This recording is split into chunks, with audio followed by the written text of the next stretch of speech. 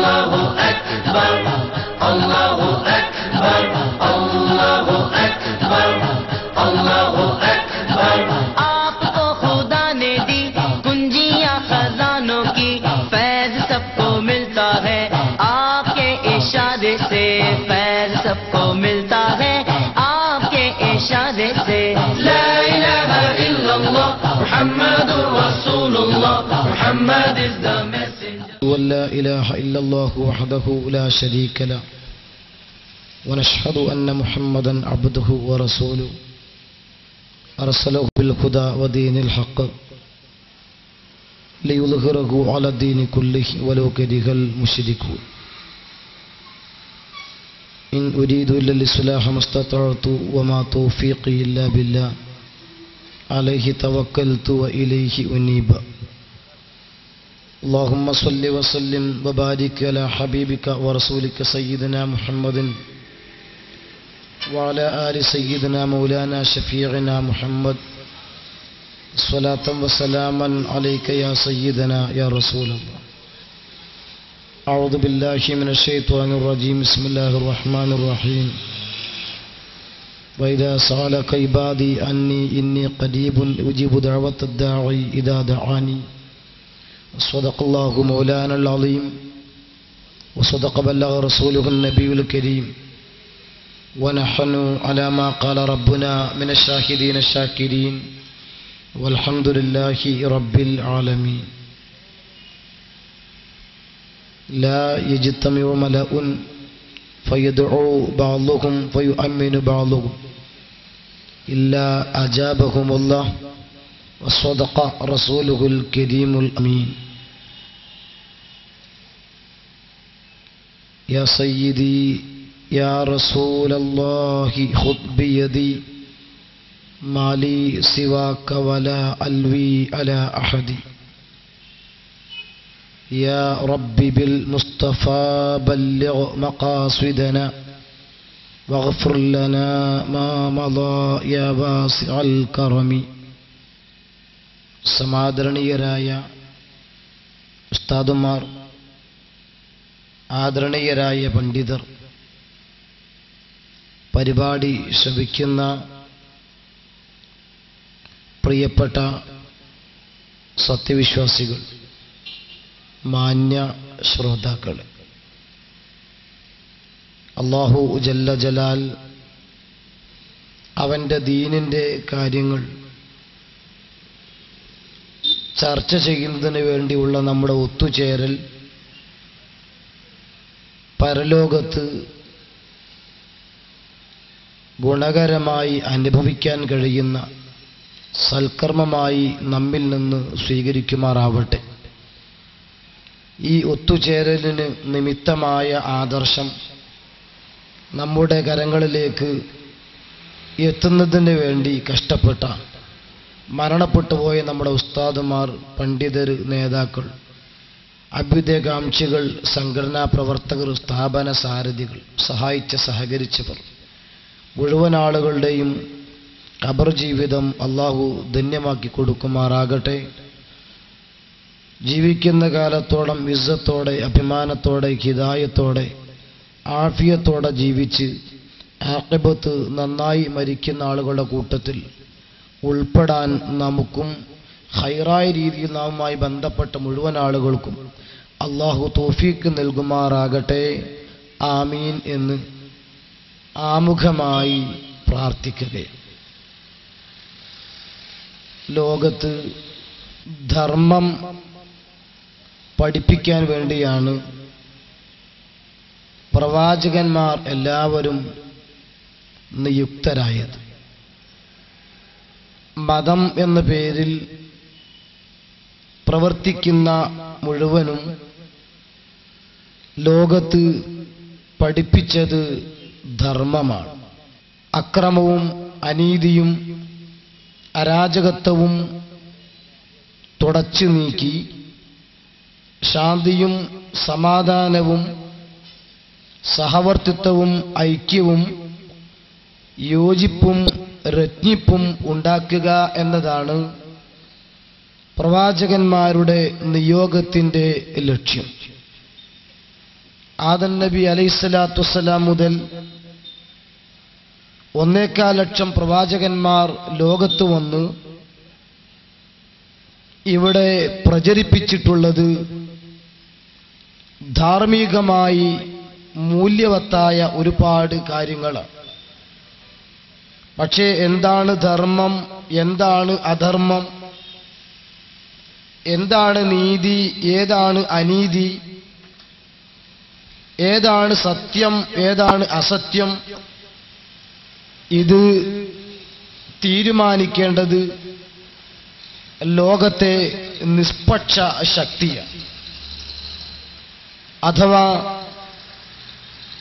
വ്യക്തി താൽപര്യങ്ങളില്ലാത്ത സംഘചിതത്വ ബോധം തൊട്ടി തീണ്ടിയിട്ടില്ലാത്ത പക്ഷപാതിത്വം തീരെ തന്നെ ഇല്ലാത്ത ഏകനായ ഒരു ശക്തി, അവനാണ് ധർമ്മവും അധർമ്മവും തീരുമാനിക്കേണ്ടത്. അവനാണ് സത്യവും അസത്യവും തീരുമാനിക്കേണ്ടത്. ആ ശക്തിക്കാണ് മുസ്ലിങ്ങൾ അല്ലാഹു എന്ന് പേര് പറയുന്നത്. ഞാൻ ഇത് പറയാൻ കാരണം, ഇപ്പോൾ കയ്യൂക്കും ആരോഗ്യവും ശക്തിയും ഭരണവും ഉള്ളവർ അവർ ചെയ്യുന്നതെന്തും നീതി, അല്ലാത്തതൊക്കെ അനീതി, അവർ കൂട്ടുനിൽക്കുന്നതൊക്കെ ധർമ്മം, അല്ലാത്തതൊക്കെ അധർമ്മം എന്ന അവസ്ഥയിലേക്കാണ് കാര്യങ്ങൾ നീങ്ങിക്കൊണ്ടിരിക്കുന്നത്. സദ്ദാം ഹുസൈൻ എന്ന ഇറാഖിന്റെ മുൻ പ്രസിഡന്റ്, അദ്ദേഹത്തെ വധിക്കണം എന്ന് ഇപ്പോൾ ഇറാഖിൽ ഉള്ള അമേരിക്കയുടെ പാവ കോടതിയുടെ തീരുമാനം പത്രങ്ങളിലും മറ്റ് വാർത്താ മീഡിയകളിലും വരികയും അതിനെ തുടർന്ന് ചർച്ചകൾ പലതും നടന്നുകൊണ്ടിരിക്കുന്ന സമയമാണ്. ജോർജ് ബുഷ് നേതൃത്വം നൽകുന്ന സദ്ദാം വിരുദ്ധചേരി അഭിമാനത്തോടുകൂടെ പറയുന്നത്, ലോകത്തെ ഏറ്റവും വലിയ അക്രമകാരിയെയും സ്വേച്ഛാധിപതിയെയും ഞങ്ങൾ ഒതുക്കി, അദ്ദേഹം അർഹിക്കുന്ന ശിക്ഷ വധശിക്ഷയാണ് എന്ന്. 144 ആളുകളെ കൂട്ടക്കൊല ചെയ്ത തെറ്റിന് സദ്ദാമിനെ തൂക്കിക്കൊലല്ലാതെ മാർഗമില്ല എന്ന വിധിയാണ് പത്രത്തിലുമൊക്കെ നാം വായിച്ചത്. സദ്ദാമിനെ അനുകൂലിക്കുകയോ പ്രതികൂലിക്കുകയോ അല്ല, മറിച്ച് ധർമ്മത്തിന്റെ പക്ഷത്താണ് നാം നിലകൊള്ളേണ്ടത് എന്നതുകൊണ്ട് തന്നെ അധർമ്മത്തിനെതിരെയുള്ള സമരത്താണ്, ആ സമരരംഗത്താണ് അതിന്റെ പക്ഷപാതികളായി നിലയുറപ്പിക്കാൻ നാം തീരുമാനിച്ചത്.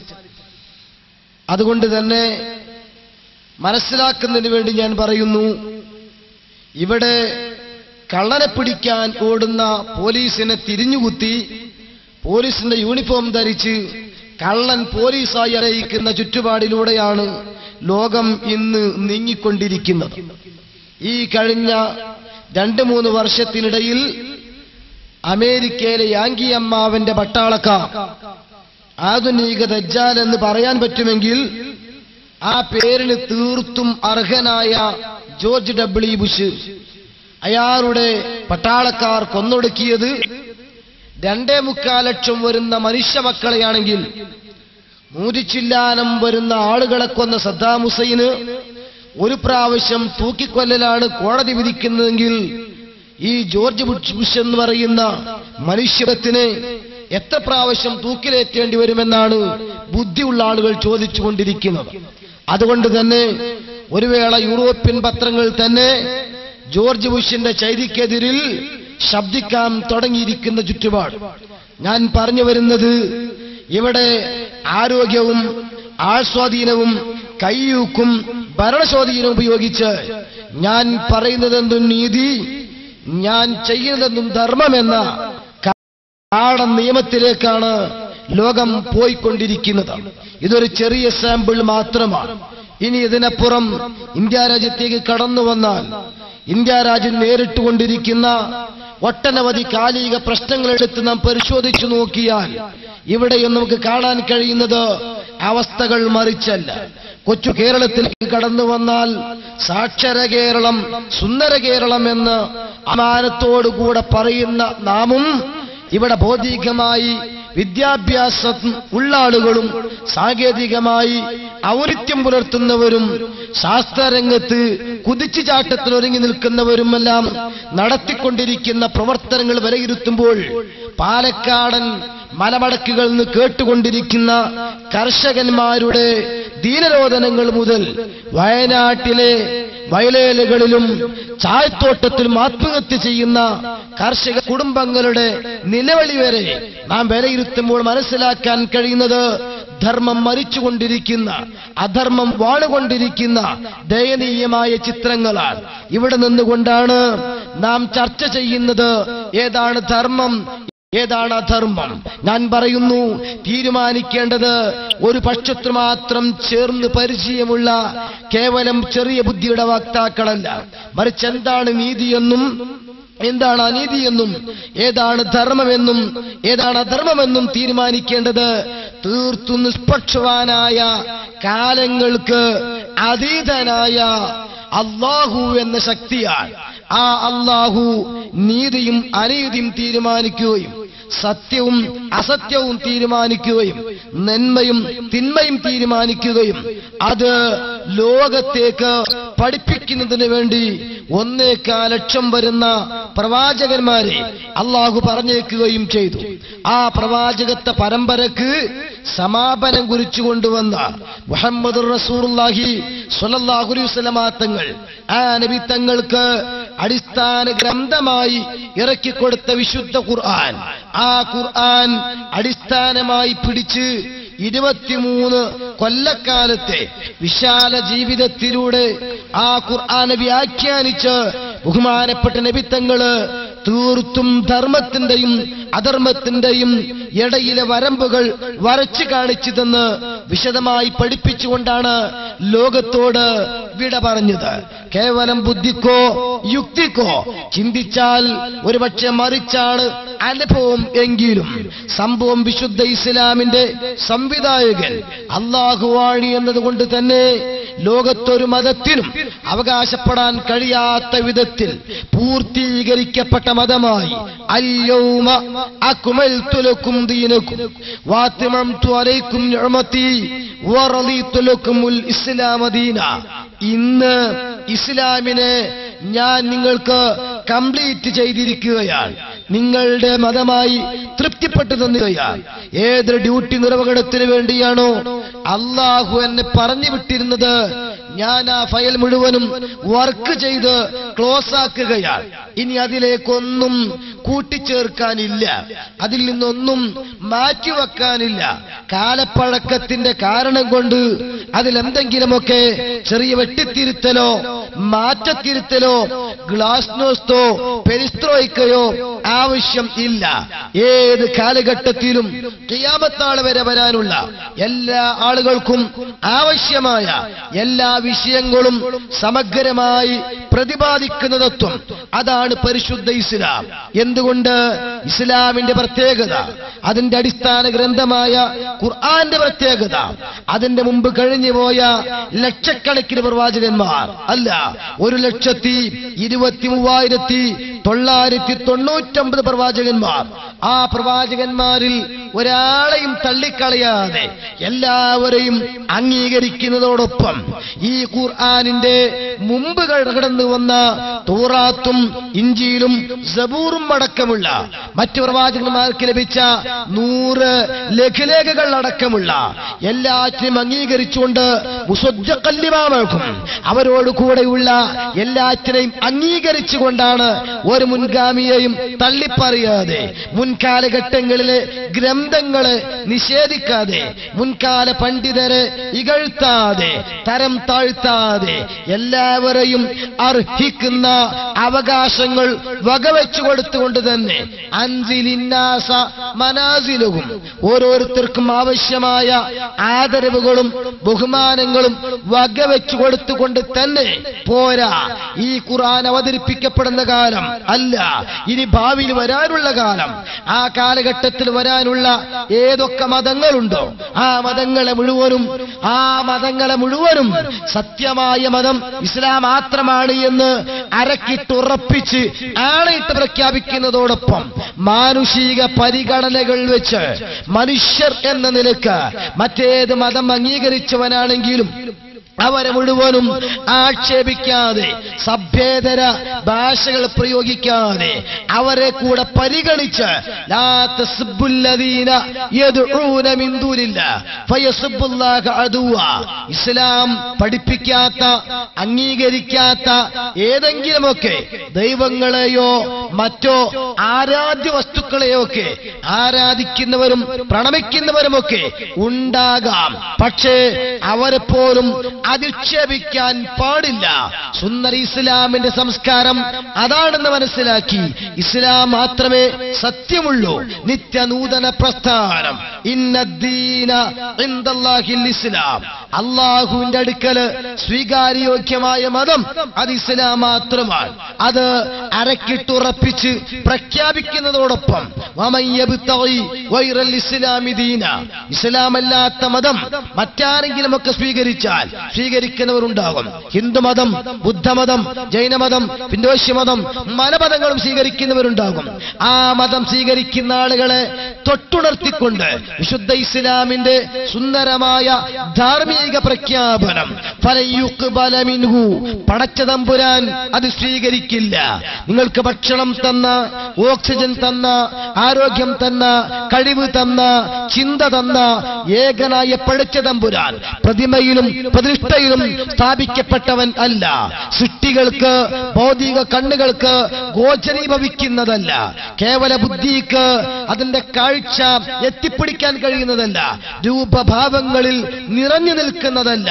നേരെ മറിച്ച് വല്ലാഹു മൗജൂദുൻ ഖദീമുൻ ബാഖി മുഖാലിഫുൻ ലിൽ ഖൽഖി ബിൽ ഇത്ലാഖി, എല്ലാ രീതിയിലും സൃഷ്ടാവാകുന്ന പടച്ച തമ്പുരാൻ സൃഷ്ടികളാകുന്ന നമുക്ക് വൈരുദ്ധ്യമായി നിൽക്കുന്നവനാണ്. അതുകൊണ്ട് ആ പടച്ച തമ്പുരാന്റെ മതം ഇസ്ലാം മാത്രമാണ് എന്ന് കരുതി അവിടെ വിധ്വംസക പ്രവർത്തനങ്ങൾ അനുവദിക്കാതെ, ടെററിസവും ഫണ്ടമെന്റലിസവും ഭീകരവാദവും തീവ്രവാദവും അവിടെ അനുവാദം കൊടുക്കാതെ ആരെങ്കിലും ഇതിന്റെ മതതത്വങ്ങൾ സ്വീകരിച്ചാൽ ഫലയുഖ്ബല മിൻഹു, ഖുർആനിന്റെ ശൈലി സ്വീകരിക്കപ്പെടില്ല കേട്ടോ. ഫഹുവ ഫിൽ ആഖിറതി മിനൽ ഖാസിരീൻ, നാളെ ലഭിക്കുന്ന പാരത്രിക ലോകം, ഈ ഭൗതിക ലോകം നശ്വരമാണ്, ക്ഷണികമാണ്. ഇവിടെ ആർക്കും ജീവിക്കാം. നരസിംഹറാവുവിനെ ചീത്ത വിളിക്കുന്നവന് ജീവിക്കാം, ജോർജ് ബുഷിനെ ചീത്ത വിളിക്കുന്നവന് ജീവിക്കാം, സദ്ദാമിനെ തൂക്കുന്നവന് ജീവിക്കാം, പടച്ച തമ്പുരാനുണ്ടോ എന്ന് ചോദിക്കുന്നവന് ജീവിക്കാം. ഭൗതിക ലോകത്തിന്റെ കഥയതാണ്. അതേ സമയത്ത് വരാനുള്ള പാരത്രിക ലോകം അവിടെ പരാജയത്തിന്റെ പടുകുഴിയിലേക്ക് ആപ്പതിച്ചു പോകുമെന്ന് മാത്രമല്ല, അർഹിക്കുന്ന അവജ്ഞയോടുകൂടെ എല്ലാ കർമ്മങ്ങളും തള്ളപ്പെട്ടതിന് ശേഷം തീർത്തും ശിക്ഷിക്കപ്പെടുന്ന ദയനീയ ചുറ്റുപാടിലേക്ക് മാറ്റപ്പെടുമെന്ന പ്രഖ്യാപനത്തോടെ തീവ്രവാദത്തിന്റെ മുനയൊടിച്ച് ഭീകരവാദം തകർത്തെറിഞ്ഞ് നല്ല ശാന്തമായ അന്തരീക്ഷത്തിലൂടെ ഇസ്ലാമിന്റെ പ്രചണ്ഡമായ പ്രചരണത്തിന് വിശുദ്ധ ഖുർആൻ ആക്കം കൂട്ടുകയാണ്. ഈ തത്വം 23 കൊല്ലക്കാലം നബിത്തങ്ങൾ വിശുദ്ധ ഇസ്ലാമിന്റെ ഈ തത്വം മക്കയിലും മദീനയിലും അറേബ്യൻ മണ്ണിൽ പഠിപ്പിച്ചപ്പോൾ അതേ കാലഘട്ടത്തിൽ തന്നെ വിശുദ്ധ ഇസ്ലാമിന്റെ വള്ളിക്ക് പുള്ളിക്ക് വ്യത്യാസമില്ലാതെ അതേ തത്വങ്ങൾ പ്രചരിപ്പിക്കുന്നതിന് വേണ്ടി പ്രവാചകരിൽ നിന്ന് സമ്മതം വാങ്ങിയ സ്വഹാബാ കിറാം കടൽ വെള്ളം കുടിച്ച് പായക്കപ്പൽ കെട്ടിയുണ്ടാക്കി കടൽ കാറ്റേറ്റ് വെയിലും സഹിച്ച് ഇങ്ങ് കേരളത്തിലേക്ക് എത്തിയിട്ടുണ്ട് എന്നത് ചരിത്രം പറയുന്ന യാഥാർത്ഥ്യമാണ്. അഥവാ അങ്ങ് സൗദി അറേബ്യയിൽ ബഹുമാനപ്പെട്ട പ്രവാചകർ പ്രചരിപ്പിച്ച അതേ വിശുദ്ധ ഇസ്ലാം, ആ ഇസ്ലാം വള്ളിക്ക് പുള്ളിക്ക് വ്യത്യാസമില്ലാതെ മാറ്റത്തിരുത്തലുകളില്ലാതെ അവിടുത്തെ അതേ ശൈലിയിൽ കൊച്ചു കേരളത്തിൽ കൊണ്ടുവന്ന മഹാന്മാരായ സ്വഹാബാ കിറാം ഇവവിടെ പ്രചരിപ്പിച്ചു. നബി തങ്ങൾ കാണിച്ച മാതൃക ഏതാണോ അതേ മാതൃകയായിരുന്നു ആ സ്വഹാബാ കിറാം കേരളത്തിൽ പിൻപറ്റിയത്. എന്തുകൊണ്ട്? അവരിങ്ങോട്ട് കടൽ കടന്നു വരുമ്പോൾ ഏലവും കറുകയും കൊണ്ടുപോയി കച്ചവടം ചെയ്യണമെന്ന ബിസിനസ് മൈൻഡോടുകൂടെയല്ല അവർ കടന്നു വന്നത്. അവരാരും ഇങ്ങോട്ട് വരുന്ന സമയത്ത് പത്രത്തിൽ വലിയ പടങ്ങൾ വരും, ധീരതയ്ക്കുള്ള അവാർഡ് ലഭിക്കും, ഈ പ്രതീക്ഷയോടുകൂടെ കടന്നു വന്നവരല്ല. ഭൗതിക സ്ഥാനമാനങ്ങളോ സാമ്പത്തിക നേട്ടങ്ങളോ സാങ്കേതികമായ ഔന്നത്യമോ അവരാരും തന്നെ പ്രതീക്ഷിച്ചിട്ടുമില്ല. എങ്കിൽ പിന്നെ ആ കടന്നു വന്ന സ്വഹാബാ കിറാം അവരിവിടെ കേരളത്തിന്റെ മണ്ണിൽ വന്ന് നബി തങ്ങളിൽ ലഭിച്ച അതേ ഇസ്ലാം അങ്ങനെ തന്നെ പ്രചരിപ്പിക്കുകയാണ്. കേരളത്തിൽ മാത്രമല്ല, നബി സല്ലല്ലാഹു അലൈഹി വസല്ലമ തങ്ങൾ വിശുദ്ധ ഇസ്ലാമിന്റെ പ്രബോധനത്തിന്റെ സമാപന ചടങ്ങ് പൂർത്തിയാക്കിക്കൊണ്ടിരിക്കുമ്പോൾ ചരിത്രത്തിന്റെ അധ്യായങ്ങളിൽ നിന്ന് മനസ്സിലാക്കാൻ കഴിയുന്നിടത്തോളം 1.25 ലക്ഷം വരുന്ന സഖാക്കൾ സ്വഹാബാ കിറാം അന്ന് പരിസരത്തുണ്ട്. പക്ഷേ ഇപ്പോൾ മക്കയും മദീനയും പരിസരവും അരിച്ചുപെറുക്കിയാൽ കണ്ടെത്താൻ കഴിയുന്നത് 10,000-ൽ താഴെ വരുന്ന അനുചര വൃന്ദത്തിന്റെ അന്ത്യവിശ്രമ കേന്ദ്രങ്ങളാണ്. എങ്കിൽ ബാക്കി വരുന്ന 1,00,000 ശിഷ്ടം വരുന്ന സ്വഹാബാ കിറാം എവിടെ പോയി എന്നതിന് മറുപടി പ്രവാചകർ കൊടുത്ത പ്രബോധനത്തിനുള്ള മോട്ടിവേഷൻ അനുസരിച്ച് അതേ എന്നിൽ നിന്ന് ഇത്രയും വർഷങ്ങളായി നിങ്ങൾ കണ്ട് കേട്ട് അനുഭവിച്ചു പഠിച്ച വിശുദ്ധ ഇസ്ലാമിന്റെ സുന്ദര ആശയാദർശങ്ങൾ അത് ഈ അറേബ്യൻ നാട്ടിൽ മാത്രം പോരാ, യൂറോപ്യൻ കൺട്രികളിലേക്ക് കടന്നു ചെല്ലണം. അമേരിക്കൻ ഐക്യനാടുകൾ അന്ന് കണ്ടുപിടിച്ചിട്ടില്ലെങ്കിലും ലോകത്തിന് നാനാഭാഗം എന്ന് പറഞ്ഞതിൽ അതും ഉൾപ്പെടുകയാണ്. ഈ രീതിയിൽ ലോകത്തിന്റെ പല ഭാഗത്തേക്കും ഇസ്ലാമിന്റെ പ്രബോധനവുമായി കടന്നു ചെല്ലാൻ ബഹുമാനപ്പെട്ട പ്രവാചകര് പ്രോത്സാഹനം കൊടുത്ത കൂട്ടത്തിൽ പറഞ്ഞു,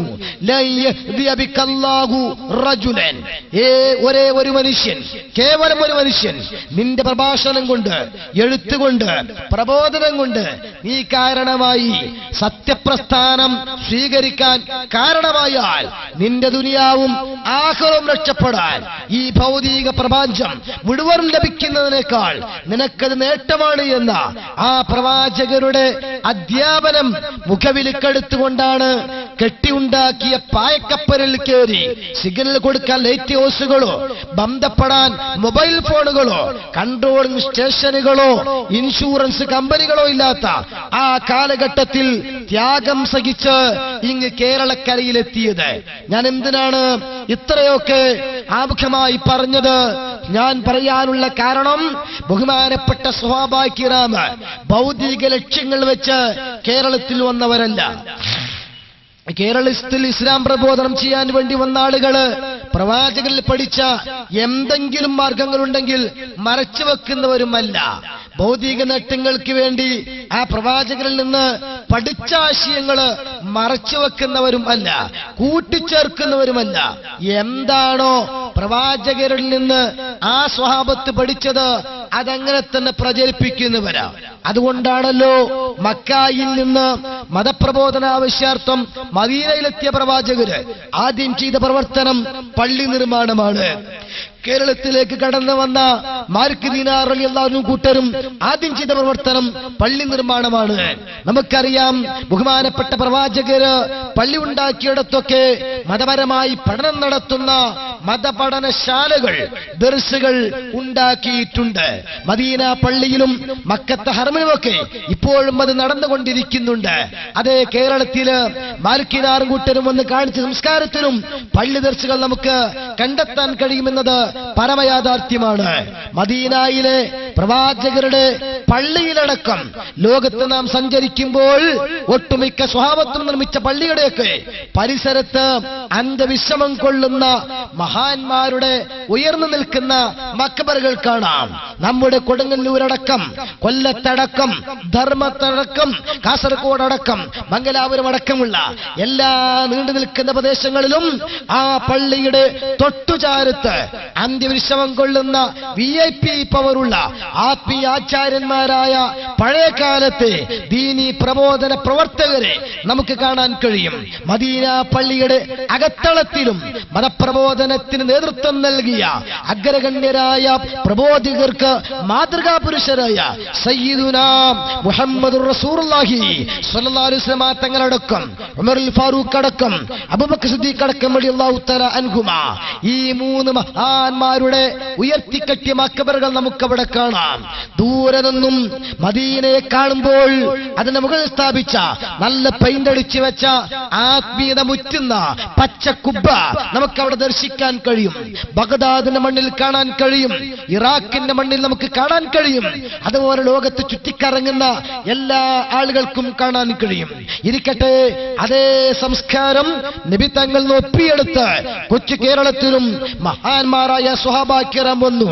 അവർ നിർമ്മിച്ച ഈ പ്രവാചക മാതൃകയിലുള്ള 10ഓളം വരുന്ന പള്ളികൾ, ആ പള്ളിയുടെ മുനാരത്തിലൂടെ സുന്ദര ഇസ്ലാമിന്റെ സംസ്കാരം അവര് വിളിച്ചു പറഞ്ഞു. ആ പള്ളികളില് ആഴ്ചയിലൊരിക്കൽ പ്രവാചകർ പഠിപ്പിച്ച മോഡല് പ്രാർത്ഥനകൾക്ക് അവര് നേതൃത്വം നൽകി. ആ പള്ളികളില് പ്രാർത്ഥനക്കുമ്പായി എത്ര എണ്ണമാണോ പ്രവാചകർ ബാങ്ക് കൊടുത്തതെങ്കിൽ, സ്വഹാബത്ത് കാണിച്ചതെങ്കിൽ, അങ്ങനെ തന്നെ പിൻപറ്റുന്ന പിൻതലമുറക്കാര് വന്നു. അതെ, പ്രവാചകരിൽ നിന്ന് അവർ കണ്ടുപഠിച്ച റമളാൻ മാസത്തിലെ വിശിഷ്ടമായ വല്ല ആരാധനകളും ഉണ്ടായിരുന്നു. രൂപഭാവങ്ങൾ വ്യത്യാസമില്ലാതെ, എണ്ണവണ്ണത്തിന് മാറ്റത്തിരുത്തലുകളില്ലാതെ അതേ ശൈലിയിൽ ആ പള്ളികളിലൊക്കെ അതിന് ആരംഭം കുറിച്ചു. അന്ന് പ്രവാചകരുടെ കാലഘട്ടത്തിൽ പള്ളികളിൽ ഉണ്ടായിരുന്ന റൂമുകളിൽ ഏതൊക്കെ റൂമുകളാണ് ഉണ്ടായിരുന്നത്? ലേഡീസ് ആൻഡ് ജെന്റ്സ് ഉണ്ടായിരുന്നോ?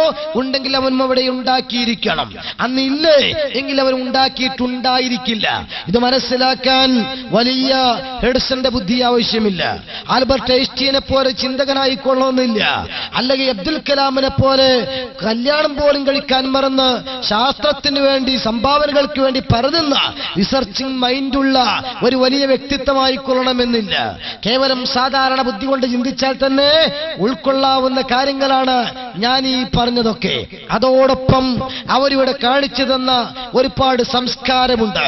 ആ സംസ്കാരത്തിലുള്ളത് മൊത്തത്തിൽ ആത്മീയതയും അതുപോലെ തന്നെ കൂട്ടായ്മയുമാണ്. എങ്ങും ഇസ്ലാമിന്റെ സംസ്കാര രംഗത്ത്, ഇസ്ലാം പഠിപ്പിച്ച ധാർമ്മിക രംഗത്ത് നമുക്ക് കണ്ടെത്താൻ കഴിയുന്നത് കൂട്ടായ്മയാണ്. ഏത് മേഖലയിലും ഒറ്റയ്ക്ക് പ്രവർത്തിക്കുന്നതിന് ഇസ്ലാം നിരുത്സാഹപ്പെടുത്തുകയാണ്. ഏത് മേഖല എടുത്ത് പരിശോധിച്ചാലും സാമൂഹ്യ പ്രാർത്ഥന, സമൂഹ പ്രാർത്ഥന, 5 വഖത്തായി നടത്തുന്ന നിസ്കാരമടക്കം പലപ്പോഴും ഒരു ഇമാമും ഏതാനും അനുയായികളും ആ പ്രാർത്ഥനയിൽ സത്യത്തിൽ പറഞ്ഞാൽ മഅ്മൂമ് എന്ന പേരിൽ അറിയപ്പെടുന്ന പിന്നിൽ നിൽക്കുന്ന അനുയായികളെ സംബന്ധിച്ചിടത്തോളം പ്രവർത്തനത്തില് അധ്വാനം കുറവാ, പക്ഷെ പ്രതിഫലത്തില് 27 മടങ്ങ് കൂടുതലാ. എന്തുകൊണ്ട്? പ്രവാചകർ പഠിപ്പിച്ചു, ഒറ്റക്കുള്ള പ്രാർത്ഥനയേക്കാൾ 27 ഇരട്ടി പ്രതിഫലമാണ് സമൂഹമായി നടത്തുന്ന പ്രാർത്ഥനക്ക്. ഒറ്റക്ക് നിസ്കരിക്കുന്നവനാണെങ്കിലോ അവൻ സ്വന്തമായി ബാങ്ക് വിളിക്കണം, അവൻ തന്നെ ഇഖാമത്ത് കൊടുക്കണം. അവൻ തക്ബീർ കെട്ടിക്കഴിഞ്ഞാൽ അത് ജഹരിയായ നിസ്കാരം, ഉറക്ക ഓതേണ്ട നിസ്കാരമാണെങ്കിൽ അവൻ തന്നെ ഉറക്ക ഓതണം. ഫാത്തിഹ സ്റ്റോപ്പാക്കി കഴിഞ്ഞാൽ സൂറത്ത് അവൻ തന്നെ പാരായണം നടത്തണം. ഇതെല്ലാം നടത്തിയാൽ കിട്ടുന്നത് 1 മാർക്കാണ്. ഇതെല്ലാം നടത്തിയാൽ പ്രാർത്ഥനക്കുള്ളത് മാക്സിമം 1 മാർക്കാണ്. അതേ സമയത്തോ ഒരു ഇമാമിനോട് കൂടെ തുറന്നുകൊണ്ടവൻ പ്രാർത്ഥന നടത്തുന്നു, ബാങ്ക് അവൻ കൊടുക്കേണ്ടതില്ല, ഇഖാമത്ത് അവൻ അറിയേണ്ടതില്ല, തക്ബീർ കെട്ടി ഉറക്കവൻ ഫാത്തിഹ ഓതേണ്ടതില്ല. ഫാത്തിഹ ഓതി കഴിഞ്ഞാൽ ചുമ്മാ മിണ്ടാതിരുന്നേച്ചാൽ മതി, ബാക്കിയെല്ലാം മുമ്പിലെ നേതാവ് കൈകാര്യം ചെയ്യുകയാണ്. നമ്മുടെ ആകെയുള്ള ഡ്യൂട്ടിയോ അയാളുടെ ഖിറാഅത്ത് ശ്രദ്ധാപൂർവം കേൾക്കുകയാണ്. ഈ ഡ്യൂട്ടി മാത്രമുള്ള ഈ മഅ്മൂം പക്ഷേ സലാം വീട്ടിക്കഴിയുമ്പോൾ അവന്റെ പ്രാർത്ഥനയ്ക്ക് പ്രതിഫലം 27 മാർക്കാണ്. എന്തേ വ്യത്യാസം വന്നത്? The man is A social animal. പൊതുവെ എല്ലാവരും പറഞ്ഞു വരുന്ന തത്വമാണ്, മനുഷ്യൻ ഒരു സാമൂഹ്യ ജീവിയാണ്. അവൻ അപ്പനെ കാര്യം നോക്കേണ്ടവനല്ല, ഒറ്റപ്പെട്ടു പോകേണ്ടവനല്ല, മറിച്ച് കൂട്ടായ്മ ഇഷ്ടപ്പെടുന്നവനാണ്, സാമൂഹ്യ ജീവിയാണ്. അതുകൊണ്ട് തന്നെ ഒട്ടനവധി കർമ്മങ്ങളിൽ സാമൂഹ്യമായി തന്നെ അവൻ പ്രവർത്തിക്കണമെന്നത് ഇസ്ലാമിന്റെ കാഴ്ചപ്പാടാണ്. ജനിച്ചിങ്ങോട്ട് വീഴുന്നിടം മുതൽ സമൂഹവുമായി അവൻ കെട്ടിപ്പിടഞ്ഞു കിടക്കുകയാണ്. എന്തുകൊണ്ട്? ഒരു കുഞ്ഞിനെ പ്രസവിച്ചു കഴിഞ്ഞാൽ അവന്റെ വലത്തെ ചെവിയിൽ ബാങ്ക് വിളിക്കണം, ഇടത്തെ ചെവിയിൽ ഇഖാമത്തും. ആരാ വിളിക്കേണ്ടത്? പ്രസവിച്ചു വീഴുന്ന കുഞ്ഞല്ല, പരിസരത്ത് കണ്ടു നിൽക്കുന്നവരാ. അവർ കൊടുക്കണം ബാങ്കും ഇഖാമത്തും. അതോടുകൂടെ സമൂഹത്തിന് ചുമരിൽ ഒരു ഉത്തരവാദിത്വം കെട്ടിവെക്കുകയാണ്. പക്ഷേ ജനിക്കുന്ന സമയത്ത് ബാങ്കും ഇഖാമത്തും ചെവിയിൽ മന്ത്രിച്ച് മധുരം തൊട്ടുകൊടുത്ത് പൊക്കൾ കൊടി മുറിച്ചു മാറ്റിയ ഈ പ്രവർത്തകരോട്, ഈ സമൂഹത്തോട് ജനിക്കുന്ന കുഞ്ഞ് ബാധ്യസ്ഥനാണ്. അതുകൊണ്ട് ഈ സമൂഹത്തിലെ വരങ്ങമായി അവൻ മാറുന്നതോടുകൂടെ കൂട്ടായ്മയിൽ അവൻ നിർബന്ധമായി മെമ്പർഷിപ്പ് എടുക്കേണ്ടി വരികയാ. അവിടുന്ന് അങ്ങോട്ടുള്ള അവന്റെ ജീവിതത്തിലെ പിതാവിനോട്, മാതാവിനോട്, ജ്യേഷ്ഠനോട്, ഗുരുവിനോട്, മക്കളോട്, ഭാര്യയോട്, വലിപ്പിയോട്, നേതാവിനോട്, സമൂഹത്തോട്, മതത്തിനോട്, എല്ലാറ്റിനോടും പ്രതിപത്തിയുള്ളവനാകാൻ അവൻ നിർബന്ധിതനാണ്. അതുകൊണ്ട് തന്നെ ഓരോ കാര്യങ്ങൾ ചെയ്യുന്ന സമയത്തും ഇന്ന നിലപാട് ഇസ്ലാമിന വിഷയത്തിലുണ്ട് എന്ന് വ്യക്തമായി പഠിച്ചിരിക്കാൻ അവൻ ബാധ്യസ്ഥനാണ്. ആ വരുന്ന തലമുറയെ കാര്യങ്ങൾ പഠിപ്പിക്കാൻ, പുതിയ തലമുറയ്ക്ക് കാര്യങ്ങൾ കൈകാര്യം ചെയ്യാൻ, കൈമാറ്റം നടത്താൻ പഴയകാലത്തെ തലമുറ ഉത്തരവാദിത്വം ഏറ്റെടുക്കുകയാണ്. ആ മനുഷ്യൻ മരണപ്പെട്ടു പോകുമ്പോൾ മരണശൈലിയിൽ കിടക്കുന്ന സമയത്ത് കെലിമ ചൊല്ലിക്കൊടുക്കേണ്ട ബാധ്യത സമൂഹത്തിനാണ്. മരിച്ചുപോയാലോ അനന്തര കർമ്മങ്ങൾ ചെയ്യേണ്ടത് സാമൂഹ്യമായ ബാധ്യതയാ. ഞാൻ പറഞ്ഞുകൊണ്ടുവന്നത് കൂട്ടായ്മ. ഇതാണ് ഇസ്ലാം പഠിപ്പിക്കുന്നത്. നോമ്പ് അതുപോലെയുള്ള കർമ്മങ്ങളടക്കം നമുക്കറിയാം. അത് ഉറപ്പിക്കണമെങ്കിൽ കണ്ണുകൊണ്ട് മാസം കാണുകയാ, ആ കണ്ടതിന് സാക്ഷി നിൽക്കുകയാ, നിന്നതിന് കാലി ഉറപ്പിക്കുക, ഉറപ്പിച്ചാൽ സമൂഹം അംഗീകരിക്കുക. ഒറ്റക്കുള്ള പദ്ധതിയല്ല, കൂട്ടമായ പദ്ധതിയാണ് ഈ രംഗത്തുള്ളത്. കല്യാണം കഴിക്കണോ? എനിക്ക് ഇഷ്ടപ്പെടുന്ന ഭാര്യയെ കണ്ടാൽ, ഓ കൊള്ളാമല്ലോ, നീ എന്റെ വൈഫാകാൻ താല്പര്യപ്പെടുന്നു, നിങ്ങളാണോ? ഞാൻ നിങ്ങളെ സ്നേഹിക്കുന്നുവല്ലോ, അല്ലെങ്കിൽ നമുക്ക് ഭാര്യ ഭർത്താവുമാകാം. ഇല്ല, അങ്ങനെ ഒരു സെപ്പറേറ്റ് ചിന്താഗതി, സങ്കുചിതത്വ ബോധം ഇസ്ലാമിലില്ല. എന്റെ ഭാര്യയായി അംഗീകരിക്കണമോ? പിതാവാകുന്ന വലിയ വരണം, കണ്ടും കേട്ടും രണ്ട് സാക്ഷികൾ വേണം, അവരുടെ സാന്നിധ്യത്തിൽ വേണം കർമ്മം നടക്കാൻ. എങ്കിൽ നിനക്ക് കുടുംബജീവിതം നയിക്കാം. കണ്ടോ നിങ്ങള്? ഒരു കെട്ടുറപ്പ്, ഒരൈക്യം, ഒരു ബദ്ധത, ശരിക്കും ഒരു കൂട്ടായ്മയുടെ സ്വഭാവം വിശുദ്ധ ഇസ്ലാം കാണിക്കുകയാണ്. എല്ലാ രംഗത്തും ഇങ്ങനെ തന്നെ. അതുകൊണ്ടാണ് ഓരോ ദിവസവും 5 തവണ ഈ കൂട്ടായ്മയിൽ പള്ളിയുടെ പരിസരത്തുള്ള പ്രായപൂർത്തിയുള്ള പുരുഷന്മാരൊക്കെ അവിടെയും ഇസ്ലാം പരിഗണിച്ചതാണ്. എന്ത്? പുരുഷന്മാരെന്ന് പറഞ്ഞാൽ ഏത് ടൈമിൽ വേണമെങ്കിലും എങ്ങോട്ടേക്ക് പോകാനും തയ്യാർ ചെയ്യപ്പെട്ട ശാരീരിക പ്രകൃതിയുള്ള ആളുകളാണ്, മാനസിക പക്വതയുള്ളവരാണ്. അതുകൊണ്ട് അവർക്ക് ഏത് ടൈമിലും പോകാം പള്ളിയിലേക്ക്. മറിച്ച് സ്ത്രീകളാണെങ്കിലോ ഒരുപാട് തടസ്സങ്ങളും പരിധികളും പരിമിതികളുമുണ്ട്. ഒന്നാമതായി ആരെന്ത് പറഞ്ഞാലും, എത്ര പുരോഗതി സംസാരിച്ചാലും അടുക്കളയിൽ ജോലി ചെയ്യുന്നത് സ്ത്രീകളാണ്. അവിടെ വേലക്കാരായി പുരുഷന്മാരെ നിയമിക്കുന്നത് നമ്മൾ കാണാറില്ല. ഹോട്ടലിലെ ഭണ്ഡാരികൾ പുരുഷന്മാരുണ്ടെങ്കിലും അടുക്കള ഡ്യൂട്ടി കേൾപ്പിക്കാറുള്ളത് നാം സ്ത്രീകളെയാ. ഫെമിനിസ്റ്റുകളാവാം, അല്ലെങ്കിൽ ബുദ്ധിജീവികളാകാം എന്ന് അവകാശപ്പെടുന്നവരാകാം, ഇസ്ലാമിലെ സ്ത്രീ സ്വാതന്ത്ര്യത്തെ കൊഞ്ഞനം കുത്തുന്നവരാകാം. അവരും നിയമിക്കുന്നത് സ്ത്രീകളെയാ. പലപ്പോഴും ഇപ്പോൾ തന്നെ നമുക്കറിയാം, STD ബൂത്തുകളിലും അതുപോലെ കടകളിലുമൊക്കെ എല്ലാ സ്ഥലത്തും കണ്ടുവരുന്നത് സ്ത്രീകളെയാ. എന്തേ? അത് സ്ത്രീകൾക്ക് 65% സംവരണം ഏർപ്പെടുത്തിയത് കൊണ്ടല്ല. സ്ത്രീകളായച്ചാൽ സംതിങ് കൊടുത്തേച്ചാൽ മതി, വല്ലതുമൊക്കെ കൊടുത്താൽ പെണ്ണുങ്ങളല്ലേ, കാര്യം ഒത്തുപിടിച്ചു പോകാൻ കഴിഞ്ഞേക്കും. ഒരർത്ഥത്തിൽ സ്ത്രീകളെ പരിഗണിക്കുകയല്ല, അവഗണിക്കുകയാണ് ഈ ഭാഗമൊക്കെ ചെയ്യുന്നത്. അതുകൊണ്ട് തന്നെ അടുക്കളയിൽ ഡ്യൂട്ടി ഉള്ളവരാണ് അവര്. പോരാ, അവർ പള്ളിയിൽ പോരാൻ ഒരുങ്ങിക്കഴിഞ്ഞാൽ തനിയെ പോരാൻ കഴിയില്ല. സ്വാഭാവികമായും ഒന്ന് ചെറുത് കയ്യിൽ കെട്ടേണ്ടി വരും, മറ്റൊന്ന് കൈ കയ്യിൽ തൂങ്ങുന്നുണ്ടാകും, ഒരുപക്ഷെ ഒന്നുള്ളിലും ഉണ്ടാകും. ഈ രീതിയിൽ പള്ളിയിൽ പോകാൻ ഒരുങ്ങുമ്പോൾ കാര്യങ്ങൾ വിഷമം ബുദ്ധിമുട്ടും വരും. സ്വന്തമായി ശുദ്ധിയാക്കി പോയാൽ തന്നെ ഒരുപക്ഷെ കൂടെ ഉള്ളത് അശുദ്ധിയിലാണെങ്കിൽ കാര്യം അബദ്ധമായി പോകും. ഇതെല്ലാം പരിഗണിച്ച് ഈ പെണ്ണ് പള്ളിയിൽ പോയി തിരിച്ചു വരുമ്പോൾ വീട്ടിലുള്ളവർക്ക് ടൈമിന് ഭക്ഷണമായിട്ടില്ലെങ്കിൽ കുടുംബ കലഹങ്ങളും നടന്നെന്നിരിക്കും. ഇതെല്ലാം പരിഗണിച്ചുകൊണ്ട് ഇസ്ലാം പറഞ്ഞു, പുരുഷൻ പള്ളിയിൽ വന്ന് 5 നേരത്തെ പ്രാർത്ഥനയിൽ സംബന്ധിക്കണം. എന്നിട്ടോ സ്ത്രീകൾ ഓവർലോഡ് കൊടുക്കരുത്. എങ്കിൽ പിന്നെ ആ പുരുഷന് പള്ളിയിൽ വന്ന് നിസ്കരിച്ചാൽ പ്രതിഫലം ലഭിക്കുമല്ലോ, സ്ത്രീകൾക്കത് ലഭിക്കുന്നില്ല. ഓഹോ, റിട്ടയർഡായ ഉദ്യോഗസ്ഥന്മാർ അവരുടെ 65 വർഷത്തില് അവരുടെ ഏകദേശം 10-20 കൊല്ലത്തോളം ഗവൺമെന്റിനെ സേവിച്ചതിന് സമ്മാനമെന്നോളം, അവഗണനയല്ല പരിഗണനയെന്നോളം അവർ വീട്ടിൽ നിന്നാൽ തന്നെ പോസ്റ്റ്മാൻ കൊണ്ടുവരുന്ന കാർഡിൽ ഒപ്പിട്ട് കൊടുത്താൽ 2000-3000 മാസത്തിൽ അവർക്ക് പെൻഷൻ ലഭിക്കുന്ന പോലെ അടുക്കളയിലിരിക്കുന്ന സ്ത്രീക്ക് പള്ളിയിൽ പോയി നിസ്കരിച്ച പുരുഷന്റെ പ്രതിഫലം. ചെയ്യാത്ത പ്രവർത്തനത്തിന് കൂലി കിട്ടുമെങ്കിൽ പിന്നെന്തിനാ കഷ്ടപ്പെട്ട് അധ്വാനിക്കേണ്ടത്? വിഡ്ഢിത്തമല്ലേ അത് സത്യത്തിൽ ചെയ്യുന്നത്? അവഗണിക്കുകയല്ലേ ചെയ്യുന്നത്? ഇരിക്കട്ടെ, ഞാൻ പറഞ്ഞുകൊണ്ടുവന്നത് ഈ രീതിയിൽ പരിശുദ്ധ ഇസ്ലാമിന്റെ കാഴ്ചപ്പാടനുസരിച്ച് ആ പ്രാർത്ഥനയിൽ, സാമൂഹ്യ പ്രാർത്ഥനയിൽ, കൂട്ടുപ്രാർത്ഥനയിൽ 5 നേരവും സംബന്ധിക്കണം. പോരാ, ഇതിന് പരിധിയുണ്ട്. ഒരു ചെറിയ സമൂഹം മാത്രമേ ഈ പ്രാർത്ഥനയിൽ പങ്കാളികളാകൂ. അതിത്തിരി വലുതാകണം. ഒന്നുകൂടെ വലിയ ഒരു സെറ്റപ്പ് അവിടെ വരണം. അതിനെന്താണ്? ആഴ്ചയിൽ ഒരു പ്രാവശ്യമാകാം. വെള്ളിയാഴ്ചയിലെ പ്രാർത്ഥന എങ്കിൽ ആഴ്ചയിൽ ഒരിക്കലല്ലേ ഉള്ളൂ. അതിന് പ്രത്യേക മോഡൽ നൽകാം നമുക്ക്. ഏതാണത്? ഒരു 2 ഖുത്ബ. ആ ഖുത്ബക്ക് ശേഷം ഒരു 2 റക്അത്ത് നിസ്കാരം. സാധാരണഗതി 4 അല്ലേ ഉള്ളത്, വെള്ളിയാഴ്ച 2 മതി. പിന്നെ ആ പ്രാർത്ഥനയ്ക്ക് മുമ്പ് ഒരാചാരം എന്ന രീതിയിൽ വേറൊരു കർമ്മം നടക്കണം.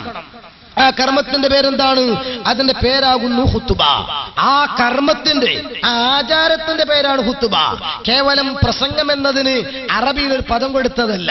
പിന്നെയോ സ്വലാത്തി എന്ന് പറഞ്ഞാൽ പ്രാർത്ഥന എന്ന അർത്ഥമുള്ളതുപോലെ ഖുത്ബ എന്ന പദത്തിന് പിന്നെ പ്രസംഗം എന്ന അർത്ഥമുണ്ടായിരിക്കാം. അത് സക്കാത്ത് എന്ന പദത്തിന് ശുദ്ധീകരണം എന്ന അർത്ഥമുണ്ട്. ഹജ്ജ എന്നാൽ തർക്കിച്ചു എന്നാണ് അർത്ഥം. സൗമിന് മിണ്ടാതിരുന്നു എന്നാണ് അർത്ഥം.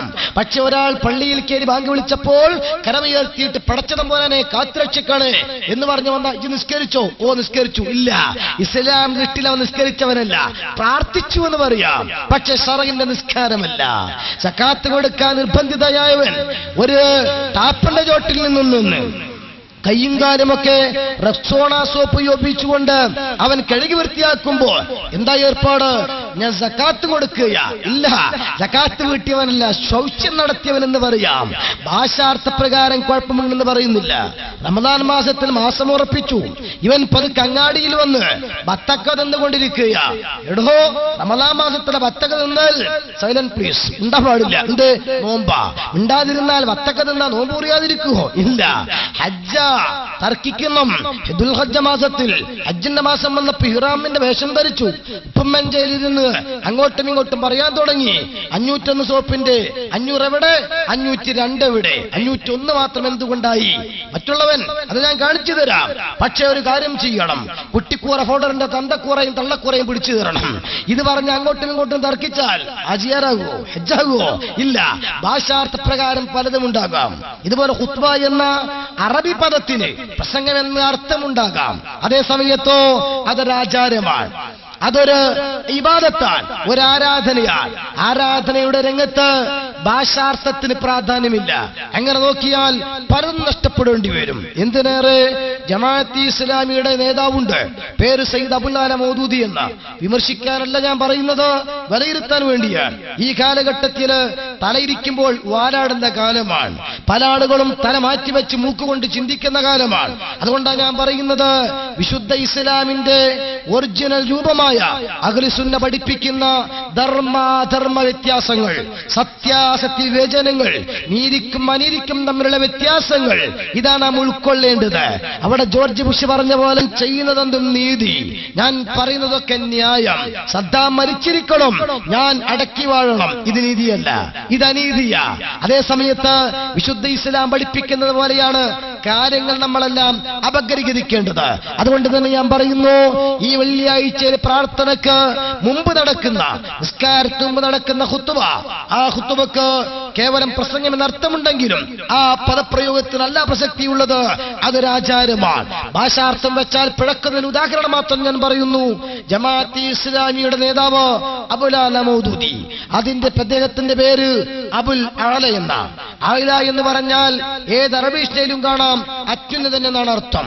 അത്യുന്നതൻ എന്നാണ് ആലയുടെ അർത്ഥമുള്ളത്. അബു എന്ന് പറഞ്ഞാലോ ബാപ്പ എന്നും. അത്യുന്നതൻ ആരാണ്? നമ്മുടെ വിശ്വാസപ്രകാരം പടച്ചതമ്പുരാനാ. അബു എന്ന് പറഞ്ഞാലോ ബാപ്പ എന്നും. അബുലാല എന്ന് കൂട്ടിവെച്ചാലോ പടച്ചവന്റെ ബാപ്പയായി പോവും. നഅൂദുബില്ല. അങ്ങനെ അർത്ഥം വെക്കാൻ പറ്റില്ലല്ലോ. നമ്മളാരും അങ്ങനെ പറയാറില്ല. അത് ഭാഷാർത്ഥപ്രകാരം അങ്ങനെ പല കാര്യങ്ങളും വരും. പക്ഷേ സാങ്കേതിക അർത്ഥപ്രകാരം മാറ്റങ്ങൾ വരും. ഇരിക്കട്ടെ, ഞാൻ പറഞ്ഞു കൊണ്ടുവന്നത് വിശുദ്ധ ഇസ്ലാം പഠിപ്പിക്കുന്നത് കൂട്ടായ്മ, ആഴ്ചയിൽ ഒരു പ്രാവശ്യം നടത്തുന്ന ജുമുഅ എന്ന പ്രാർത്ഥന, അതിനൊരു പണ്ഡിതൻ നേതൃത്വം നൽകണം. ആരാ സമൂഹത്തിന് നേതൃത്വം കൊടുക്കേണ്ടത്? പണ്ഡിതനാണ്, പാമരന്മാരല്ല. ഏത് വലിയ ഭൗതികനാണെങ്കിലും, ചിന്തകനാണെങ്കിലും, സൈക്കാട്രിസ്റ്റ് ആണെങ്കിലും, സയന്റിസ്റ്റ് ആണെങ്കിലും, അല്ല ഭരണരംഗത്തുള്ളവനാണെങ്കിലും ശരി, മതപരമായ വിഷയങ്ങൾ വരുമ്പോൾ, മുസ്ലിങ്ങളുടെ പൊതുകാര്യങ്ങൾ വരുമ്പോൾ അവരൊക്കെ അവിടെ നിന്ന് പണ്ഡിതനെ മുന്നോട്ട് നിർത്തണം. ഇതാണ് ഇസ്ലാമിന്റെ തത്വം. അതുകൊണ്ടാണല്ലോ ഒരു സമൂഹം കൂടി കഴിയുമ്പോ അവിടെ പ്രാർത്ഥനയ്ക്ക് നേതൃത്വം നൽകേണ്ടതാരാ? അവരുടെ കൂട്ടത്തിൽ നിന്ന് ഏറ്റവും വിവരമുള്ളവനാ. അവൻ കറുത്തവനാകാം, കുറിയവനാകാം, ഒരുപക്ഷെ പണക്കാരനാകാം, പാവപ്പെട്ടവനാകാം. അറിവുണ്ടോ അവനാണ് സ്ഥാനം. അതുകൊണ്ടാണല്ലോ അബൂന അബുൽ ബഷർ ആദം നബി അലൈഹി സ്വലാത്തു വസ്സലാമിനെ അള്ളാഹു സുഖലോക സ്വർഗത്തിൽ സംവിധാനിച്ച ചരിത്രം നമുക്കെല്ലാവർക്കും അറിയാം. സംവിധാനിച്ച ശേഷം അള്ളാഹു ഒരു പ്രാക്ടിക്കലാക്കാൻ വേണ്ടി ഒരു പദ്ധതി അവിടെ തന്നെ നടപ്പിലാക്കി. നമുക്ക് പ്രാക്ടിക്കലാക്കാൻ എന്തായിരുന്നു അത്? ഒരുപാട് സാധനങ്ങൾ ഒരുമിച്ച് കൂട്ടി. ശേഷം കോടാനുകോടി മലായിക്കത്തിനെ വിളിച്ചു. അവരെ മുമ്പിൽ വെച്ചിട്ട് പറഞ്ഞു, മലായിക്ക അംബിഉഹും ബിഅസ്മാഇ അംബിഉനി ബിഅസ്മാഇ ഹൗലാഇ കുന്തു സാദിഖീൻ. നിങ്ങൾ വലിയ വിവരസ്ഥരാണെന്നാണല്ലോ വെപ്പ്. ഈ സാധനത്തിന്റെ പേരുകളൊന്ന് പറയാമോ? ആരോടാ പറയുന്നത്? മാലാഖമാരോട്. കോടാനുകോടി വർഷങ്ങളായി പടച്ചതമ്പുരാൻ ആരാധിക്കുന്ന മലക്കുകൾ. ആ മലക്കുകളോട് പറയുന്നു, അംബിഉനി ബിഅസ്മാഇ ഹൗല. ഇതിന്റെ പേരുകളൊക്കെ ഒന്ന് പറയണം. മലക്കുകൾക്കുണ്ടോ പേരറിയുന്നത്? തഫ്സീറിന്റെ ഗ്രന്ഥങ്ങൾ പറയുന്നത് സ്പൂണ് മുതൽ ഗാലക്സി വരെ എല്ലാം അവിടെ ഒരുമിച്ച് കൂട്ടത്തിൽപ്പെട്ടതാണ്. കമ്പ്യൂട്ടറും സാറ്റലൈറ്റും അതുപോലെ തന്നെ എല്ലാ കാര്യങ്ങളും എല്ലാം ഉൾക്കൊണ്ട ആ സദസ്സിൽ മലായിക്കത്ത് പരാജയം സമ്മതിക്കുന്നു. ഇന്നലെ ഇങ്ങോട്ട് ജനിച്ച ആദം സീനിയോറിറ്റി കുറവാണ്, ഏജ് കുറവാണ്, ആരാധന കുറവാണ്, ഇവരുടെ ഭാഗിക ദൃഷ്ടിയിൽ സ്ഥാനവും കുറവാണ്. ഈ മണ്ണ് കൊണ്ട് സൃഷ്ടിക്കപ്പെട്ട ആദമനെ വിളിച്ചു. അല്ലാഹു പറയുന്നു, ആദം അംബിഉഹും ബിഅസ്മാഇഹിം. ഇവറ്റകൾക്ക് ഇതിന്റെ പേരൊന്ന് പറഞ്ഞുകൂടെ. ആദം നബിക്ക് പാരൽ കോളേജിൽ പോയ പരിചയമില്ല, ട്യൂറ്റോറിയൽ കോളേജിൽ പോയിട്ടില്ല, സ്പെഷ്യൽ ട്യൂഷൻ ആദം നബിക്ക് കിട്ടിയിട്ടില്ല, അല്ലെങ്കിൽ ഏതെങ്കിലും ക്ലാസ് ലഭിച്ചിട്ടില്ല. പക്ഷേ വെരി കൂളായി, ഒരു വിഷമവുമില്ലാതെ ആദം നബി വന്നിട്ട് ഓരോന്നും എടുത്തു പറയുന്നു, ഇത് ഇന്നതാണ്, ഇതിന്നതാണ്, ഇതിന്നതാണ്. സുബ്ഹാനല്ലാഹ്. എവിടെ നിന്ന് കിട്ടിയ അറിവ്? ചോദിക്കേണ്ടതില്ല, ചൊല്ലില്ല ഞാനൊന്നും എന്നോട് ചൊല്ലാതെ, ചൊല്ലി നീ എന്റെ അമാനിൽ അതെന്നോ വരും. അള്ളാഹു നൽകുകയാണ്. അതേ ലദുന്നിയായ അറിവ്. അള്ളാഹു ഉദ്ദേശിക്കുന്ന മഹാന്മാർ, മഹത്തുക്കൾ, അമ്പിയാക്കൾ, ഔലിയാക്കൾ, അവർക്ക് അള്ളാഹു നൽകുന്ന അറിവാണ്. അതിൽ ആരും വെടങ്കോലിടേണ്ടതില്ല, അസൂയപ്പെടേണ്ടതില്ല, ബുദ്ധിക്കും യുക്തിക്കും നിരക്കാത്തത് എന്ന് പറഞ്ഞ് മാറ്റിവെക്കേണ്ടതില്ല. ഈ അറിവ് അള്ളാഹു ആർക്കെങ്കിലും കൊടുത്താൽ പിഴക്കാത്ത പ്രവചനങ്ങൾ നടക്കും.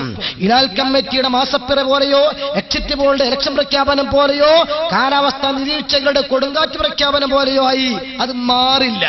മറിച്ച് മേലാൽ വരും നേവിശേളം പറഞ്ഞോവർ, എറുമലക്കൂത്തിൽ രാജാളി എന്നോവർ, കുപ്പിക്കകത്തുള്ള വസ്തുവിനെ പോലെ കാമാഞ്ഞ നിങ്ങളുടെ കൽഭാഗമെന്നോവർ, ബഹുമാനപ്പെട്ട ഓസ്ലാലം പറഞ്ഞ പോലെ ഭാവിയിലെ പ്രവചനങ്ങൾ പിഴക്കാതെ പ്രവചിക്കും.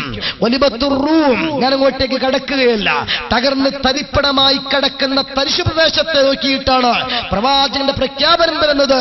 ഇല്ല, റോം അതിജയിക്കും, ഉറപ്പാ, അതിജയിക്കപ്പെടും. അതിന് അത് ഉദിർത്തയിലേറ്റുകൊണ്ട് ശത്രുപക്ഷം അടിച്ചമർത്തപ്പെടും. വിശാലമായി പ്രവാചകൻ പ്രവചിച്ചപ്പോൾ തകർന്നടിഞ്ഞ ഇറാഖിനെ നോക്കി സദ്ദാം ഹുസൈൻ തൂക്കുകയറിലേക്ക് നോക്കി നോക്കി നിൽക്കുമ്പോൾ പ്രവചനം വരുന്നു, സദ്ദാം വിജയിക്കും. ജോർജ് ബുഷിന്റെ കഴുത്തിൽ സദ്ദാം കൂച്ചുവലങ്ങിടുമെന്ന്, അല്ലെങ്കിൽ കഴുമരത്തിലേക്ക് ജോർജ് ബുഷിനെ സദ്ദാമിന്റെ കരങ്ങളെ കൊണ്ട് തൂക്കിയിടുമെന്ന് പറഞ്ഞാൽ എത്രത്തോളം അവിശ്വസിക്കുമോ? അതുപോലെയായിരുന്നു പ്രവാചകന്റെ പ്രവചനം. പക്ഷേ കാലം സാക്ഷി, അത് സംഭവിക്കുക തന്നെ ചെയ്തു. പ്രവാചകന്റെ പ്രവചനമാണ്. അന്ന് പ്രവചിച്ച പലതും പ്രവാചകന്റെ പ്രവചനത്തിന്റെ കൂട്ടത്തിലുണ്ട്. എയ്ഡ്സ് കൂട്ടത്തിൽ ഒന്ന്, അതുപോലെ തന്നെ ചിക്കൻ ഗുളിയ ആ കൂട്ടത്തിൽ മറ്റൊന്ന്. അതേപോലെ തന്നെ പ്രപഞ്ചിക ദുരന്തങ്ങൾ പ്രവാചകന്റെ പ്രവചനത്തിന്റെ ബാക്കിപത്രമാണ്. വഹാബിസത്തിന്റെ ഉത്ഭവം, മൗദൂദിസത്തിന്റെ രംഗത്തുവരവ്, തബ്ലീഗിസത്തിന്റെ പുതിയ രംഗത്തേക്കുള്ള കാൽവെപ്പ്, കള്ളത്വരീക്കത്തുകളുടെ കടന്നുകയറ്റം, ഭീകരവാദത്തിന്റെ വേലിയേറ്റം, വിശുദ്ധ ഇസ്ലാമിനെതിരിൽ പത്തി വിടർത്തിയാടുന്ന ശത്രുക്കളുടെ കൂട്ടായ്മ, ഇതെല്ലാം പ്രവാചകർ 14 നൂറ്റാണ്ടുകൾക്ക് മുമ്പ് നടത്തിയ പ്രവചനത്തിന്റെ ഭൗതികമായ പുലർച്ചകളാണ്. ഇരിക്കട്ടെ, ആദം നബി വന്ന് സാധനത്തിന്റെ പേരുകൾ പറഞ്ഞപ്പോഴാണ് മലായിക്കത്ത് കിറാം പറഞ്ഞു, സുബ്ഹാനക ലാ ഇൽമ ലനാ ഇല്ലാ മാ അല്ലംതനാ. ഓ അറിവില്ല പടച്ചവനെ, നീ തന്ന പരിമിതമായ അറിവേ ഞങ്ങൾക്കുള്ളൂ. ഉടൻ അല്ലാഹുവിന്റെ പ്രഖ്യാപനം വന്നു, ഉസ്ജുദൂ ലി ആദം. നിങ്ങൾ നാവ് കൊണ്ടങ്ങോട്ട് മദ്ഹ് ചെയ്തേച്ചാൽ പോരാ, നിങ്ങളെ കൂട്ടത്തിൽ നിങ്ങളെക്കാൾ വിവരമുള്ളത് ഈ ആദമാകുന്ന മനുഷ്യനാണ്. അതുകൊണ്ട് മാക്സിമം റെസ്പെക്ട് കൊടുക്കണം. ഒരു ഭാഗം പോരാ, ഏതെങ്കിലും ചെറിയ പ്രവർത്തനം പോരാ, മാക്സിമം റെസ്പെക്ട് നിങ്ങൾക്ക് കൊടുക്കാൻ കഴിയുന്നത് ഇതിന്റെ ഭൗതികമായ രൂപം അതേ സുജൂദാണ്. ഉസ്ജുദൂ ലി ആദം, അല്ലാഹുവിന്റെ കൽപ്പന, നിങ്ങൾ ആദമിന് സുജൂദ് ചെയ്യണം. ആരോടാ കൽപ്പിക്കുന്നത്? ഇബാദും മുക്രമൂൻ, വളരെ ബഹുമാനമുള്ള വിഐപികളായ അടിമകളാണ് മലക്കുകൾ. പോരാ, അജ്സാമുൻ യൂറാനിയുൻ يتشكلوا بأشكال مختلفة لا يعصون الله ما أمرهم ويفعلون ما يؤمرون. ഇന്നുവരെ അല്ലാഹുവിന്റെ വിധികൾ ലംഘിച്ചിട്ടില്ലാത്ത, അല്ലാഹു പറഞ്ഞത് 100% അക്ഷരം പ്രതി അംഗീകരിച്ച മലായിക്കത്ത് 24 മണിക്കൂറും ഇബാദത്തിൽ ആരാധനയിൽ വിമഗ്നരാക്കുന്ന മലായിക്കത്തോട് പറയുന്നു, ഇന്നലെ വന്ന ആദമിന് സുജൂദ് ചെയ്യണം. എന്തേ അതിന്റെ കാരണം? എന്തേ സുജൂദിന് മാത്രം ആദം നബിയുടെ കയ്യിലുള്ളത്? അറിവ്. ഈ അറിവുള്ളവരാണ് നേതൃത്വം കൊടുക്കേണ്ടത്, അവരെയാണ് ബഹുമാനിക്കേണ്ടത്, അവരെയാണ് ആദരിക്കേണ്ടത്. അതെ, അതിന്റെ പ്രാക്ടിക്കൽ രൂപം വെള്ളിയാഴ്ച വരുന്നു. സാക്ഷാൽ പ്രധാനമന്ത്രി അല്ലെങ്കിൽ ആഭ്യന്തരമന്ത്രി വേണ്ട, നമുക്ക് കൂട്ടാം, ഇന്ത്യ രാജ്യത്തിന്റെ പ്രസിഡന്റ് മിസ്റ്റർ അബ്ദുൽ കലാം, അദ്ദേഹം കിണാശ്ശേരിയിൽ വന്ന് ഹെലികോപ്റ്റർ ഇറങ്ങിയിട്ട് വെള്ളിയാഴ്ച പള്ളിയിൽ വന്നത് സങ്കല്പിക്കുക. ആരാ ഇമാമത്ത് നിൽക്കേണ്ടത്? മിസ്റ്റർ അബ്ദുൽ കലാം അല്ല, നമ്മുടെ പള്ളിയിലെ വിവരമുള്ള പണ്ഡിതനാണ്. ഈ അബ്ദുൽ കലാം കെട്ടിയ തക്കി വീറഴിച്ച് റുക്കൂലേക്ക് പോകണോ? 1500 രൂപ ശമ്പളം വാങ്ങുന്ന ഇമാമ് പോകണം. അതിന് മുമ്പ് പോയാൽ അദ്ദേഹത്തിന് നടക്കാം. നിസ്കാരം സ്വഹീയാകണോ? ഇമാമിനെ ഫോളോ ചെയ്യലല്ലാതെ ഇമാമ് പ്രസിഡന്റിനെ ഫോളോ ചെയ്യുന്ന പരിപാടിയില്ല. ഇനി നോക്കിക്കോ, സാക്ഷാൽ അബ്ദുള്ള രാജാവ്, അതുമല്ലെങ്കിൽ ഖലീഫ, ആരും ആകട്ടെ, സൗദി അറേബ്യയിൽ വന്നാൽ അയാൾ നീങ്ങേണ്ടത് പണ്ഡിതന്മാരുടെ പ്രഖ്യാപനം അനുസരിച്ചാൽ. ഇത് വെള്ളിയാഴ്ച കാണിക്കുന്നു. ആ വെള്ളിയാഴ്ച നേതൃത്വം നൽകുന്ന പണ്ഡിതന്റെ പിന്നിൽ ആ പ്രദേശത്തുള്ള എല്ലാവരും അണിനിരക്കണം. അതൊരു ഐക്യമാണ്, ഒരു കൂട്ടായ്മയാണ്. അതിലൂടെ വിജയിക്കാൻ കഴിയും. നമുക്കിപ്പോൾ കേരളത്തിൽ ഇത് പറയേണ്ട ആവശ്യമില്ല. എന്തുകൊണ്ട്? പഴയകാലത്ത് ഉമർഖാദിയുടെയും മമ്പറം തങ്ങളുടെയും ഉസ്മാന്റെയും ഒക്കെ ആ കാലഘട്ടത്തിൽ അത് വിജയിച്ചിരുന്നു. മൗലാന ആലി മുസ്ലിയാരും ബഹുമാനപ്പെട്ട ഖുതുബുസ്സമാൻ മമ്പറം തങ്ങളും കാക്കത്തറവാട്ടിലെ പണ്ഡിതക്കാരുടെ ഉമർഖാദിയും ഇവരൊക്കെ നേതൃത്വം കൊടുത്തപ്പോൾ നായരടക്കമുള്ള മുസ്ലിം സഹോദരന്മാർ നേർക്കുനേരെ വന്ന് ഒറ്റക്കെട്ടായി നമുക്ക് മുമ്പിൽ അണിനിരന്നു. ആ അണിനിരന്നത് കൊണ്ട് ബ്രിട്ടീഷുകാരുടെ തീത്തുപ്പുന്ന പീരങ്കിക്ക് മുമ്പിലേക്ക് വിരിമാറ് കാണിച്ചു കൊടുത്ത് ബ്രിട്ടീഷുകാരോട് ഗോബേക്ക് പറയാൻ കേരളത്തിലെ മനുഷ്യ മക്കൾക്ക് കഴിഞ്ഞു. പക്ഷേ കാലത്തിന്റെ കൂലം കൊത്തിയൊഴുക്കിൽ ചരിത്രത്തിന് മാറ്റത്തിരുത്തലുകൾ വന്നു. പണ്ഡിതന്മാരെ ഒന്നുമല്ലാതെയാക്കി മാറ്റിയിട്ട് കേവലം മദ്രസയിലും പള്ളിയിലും ജോലി ചെയ്യുന്ന ശമ്പളക്കാർ മാത്രമാക്കി, കൂലിപ്പണിക്കാരുമാക്കി മാറ്റിയിട്ട് ഭൗതിക നേതാക്കന്മാർ പണ്ഡിതന്മാരെ ഭരിക്കുന്ന, അവരുടെ റാൻമൂളികളാക്കി മാറ്റുന്ന ഒരന്തരീക്ഷം ഇടക്കാലത്ത് വന്നപ്പോൾ കേരള മുസ്ലിം ചരിത്രത്തിന് മങ്ങലേറ്റു.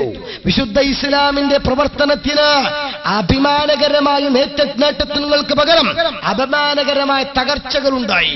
പക്ഷേ അൽഹംദുലില്ലാഹ് സുമ്മ അൽഹംദുലില്ലാഹ് ഒരു നീണ്ട ഇടവേളയ്ക്ക് ശേഷം അതേ കാത്തിരുന്ന ആ ശബ്ദം കാലത്തിന് സംഭാവനയായി ലഭിച്ചു.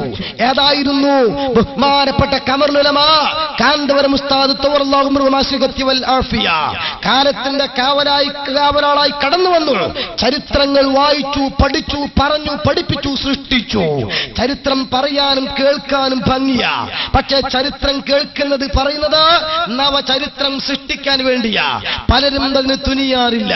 കാരണം കാര്യം ശ്രമകരമാണ്.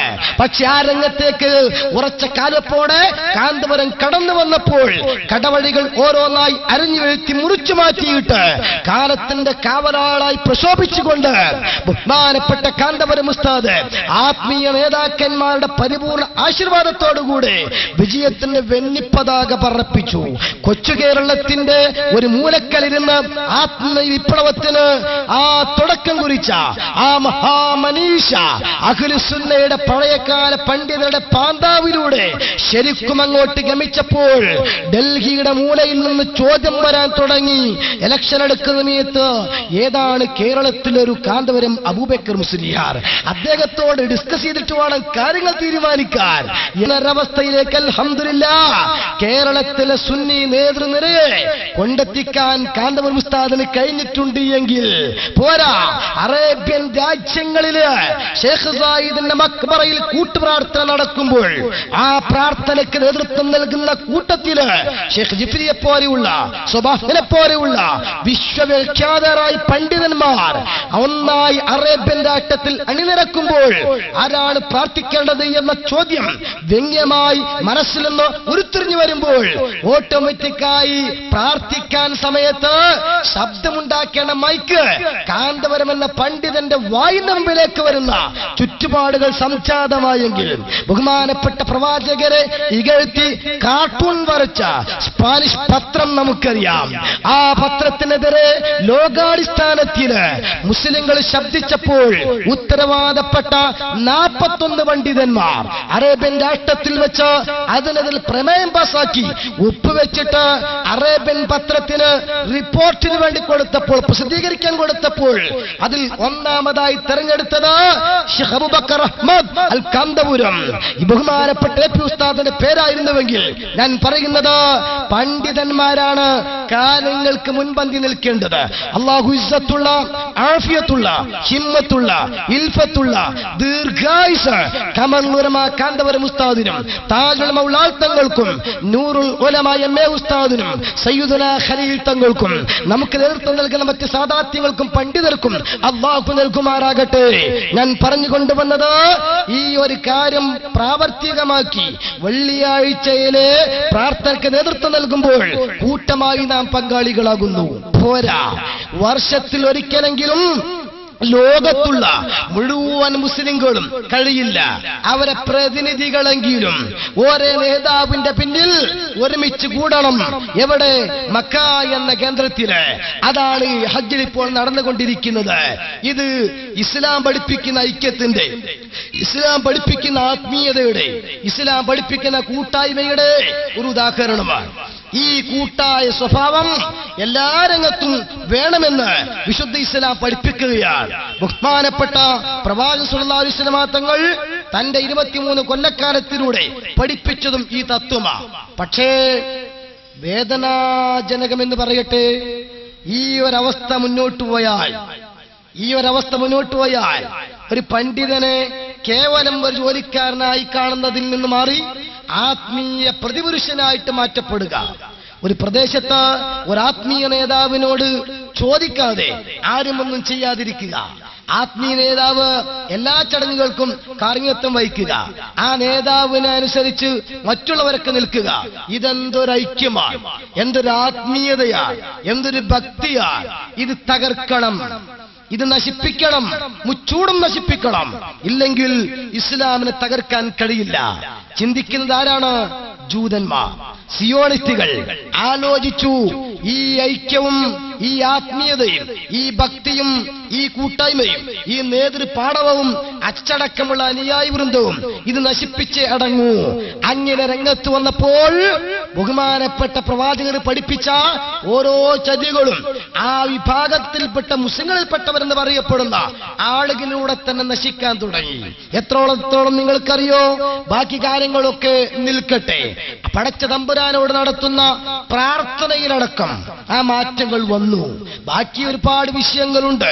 ഉറുക്കും മന്ത്രം മേലസും പിഞ്ഞാനും എഴുത്തും ഹദ്ദാദ് റാത്തിയും മാലയും മൗലൂദും കുത്തുബിയത്തും കത്തപ്പര കെട്ടലും 3, 7, 14, 40 ആണ്ട് കഴിക്കലും, അതുപോലെ തന്നെ മയ്യിത്തെടുക്കുമ്പോഴുള്ള യാസീനും കൊണ്ടുപോകുമ്പോൾ ദിക്റും തൽഖീനും തസ്ബീത്തും അറബിയിലെ ഖുത്ബയും പെണ്ണ് വരാത്ത പള്ളിയും 20 തറാവിയും കണക്ക് നോക്കാത്ത മാസവും, ഇങ്ങനെ തുടങ്ങി ഒരുപാട് വിഷയങ്ങൾ. പക്ഷേ ഈ വിഷയങ്ങളിലേക്കൊക്കെ ഇറങ്ങി വരുന്നതിന്റെ മുമ്പ് ഈ പടച്ചതമ്പുരാനോട് നേരിട്ട് നടത്തുന്ന പ്രാർത്ഥന, ഈ പ്രാർത്ഥനകൾ പോലും ഇന്ന് അനാചാരമായി ചിത്രീകരിക്കാൻ തുടങ്ങി, അധർമ്മമായിട്ട് വിലയിരുത്താൻ തുടങ്ങി.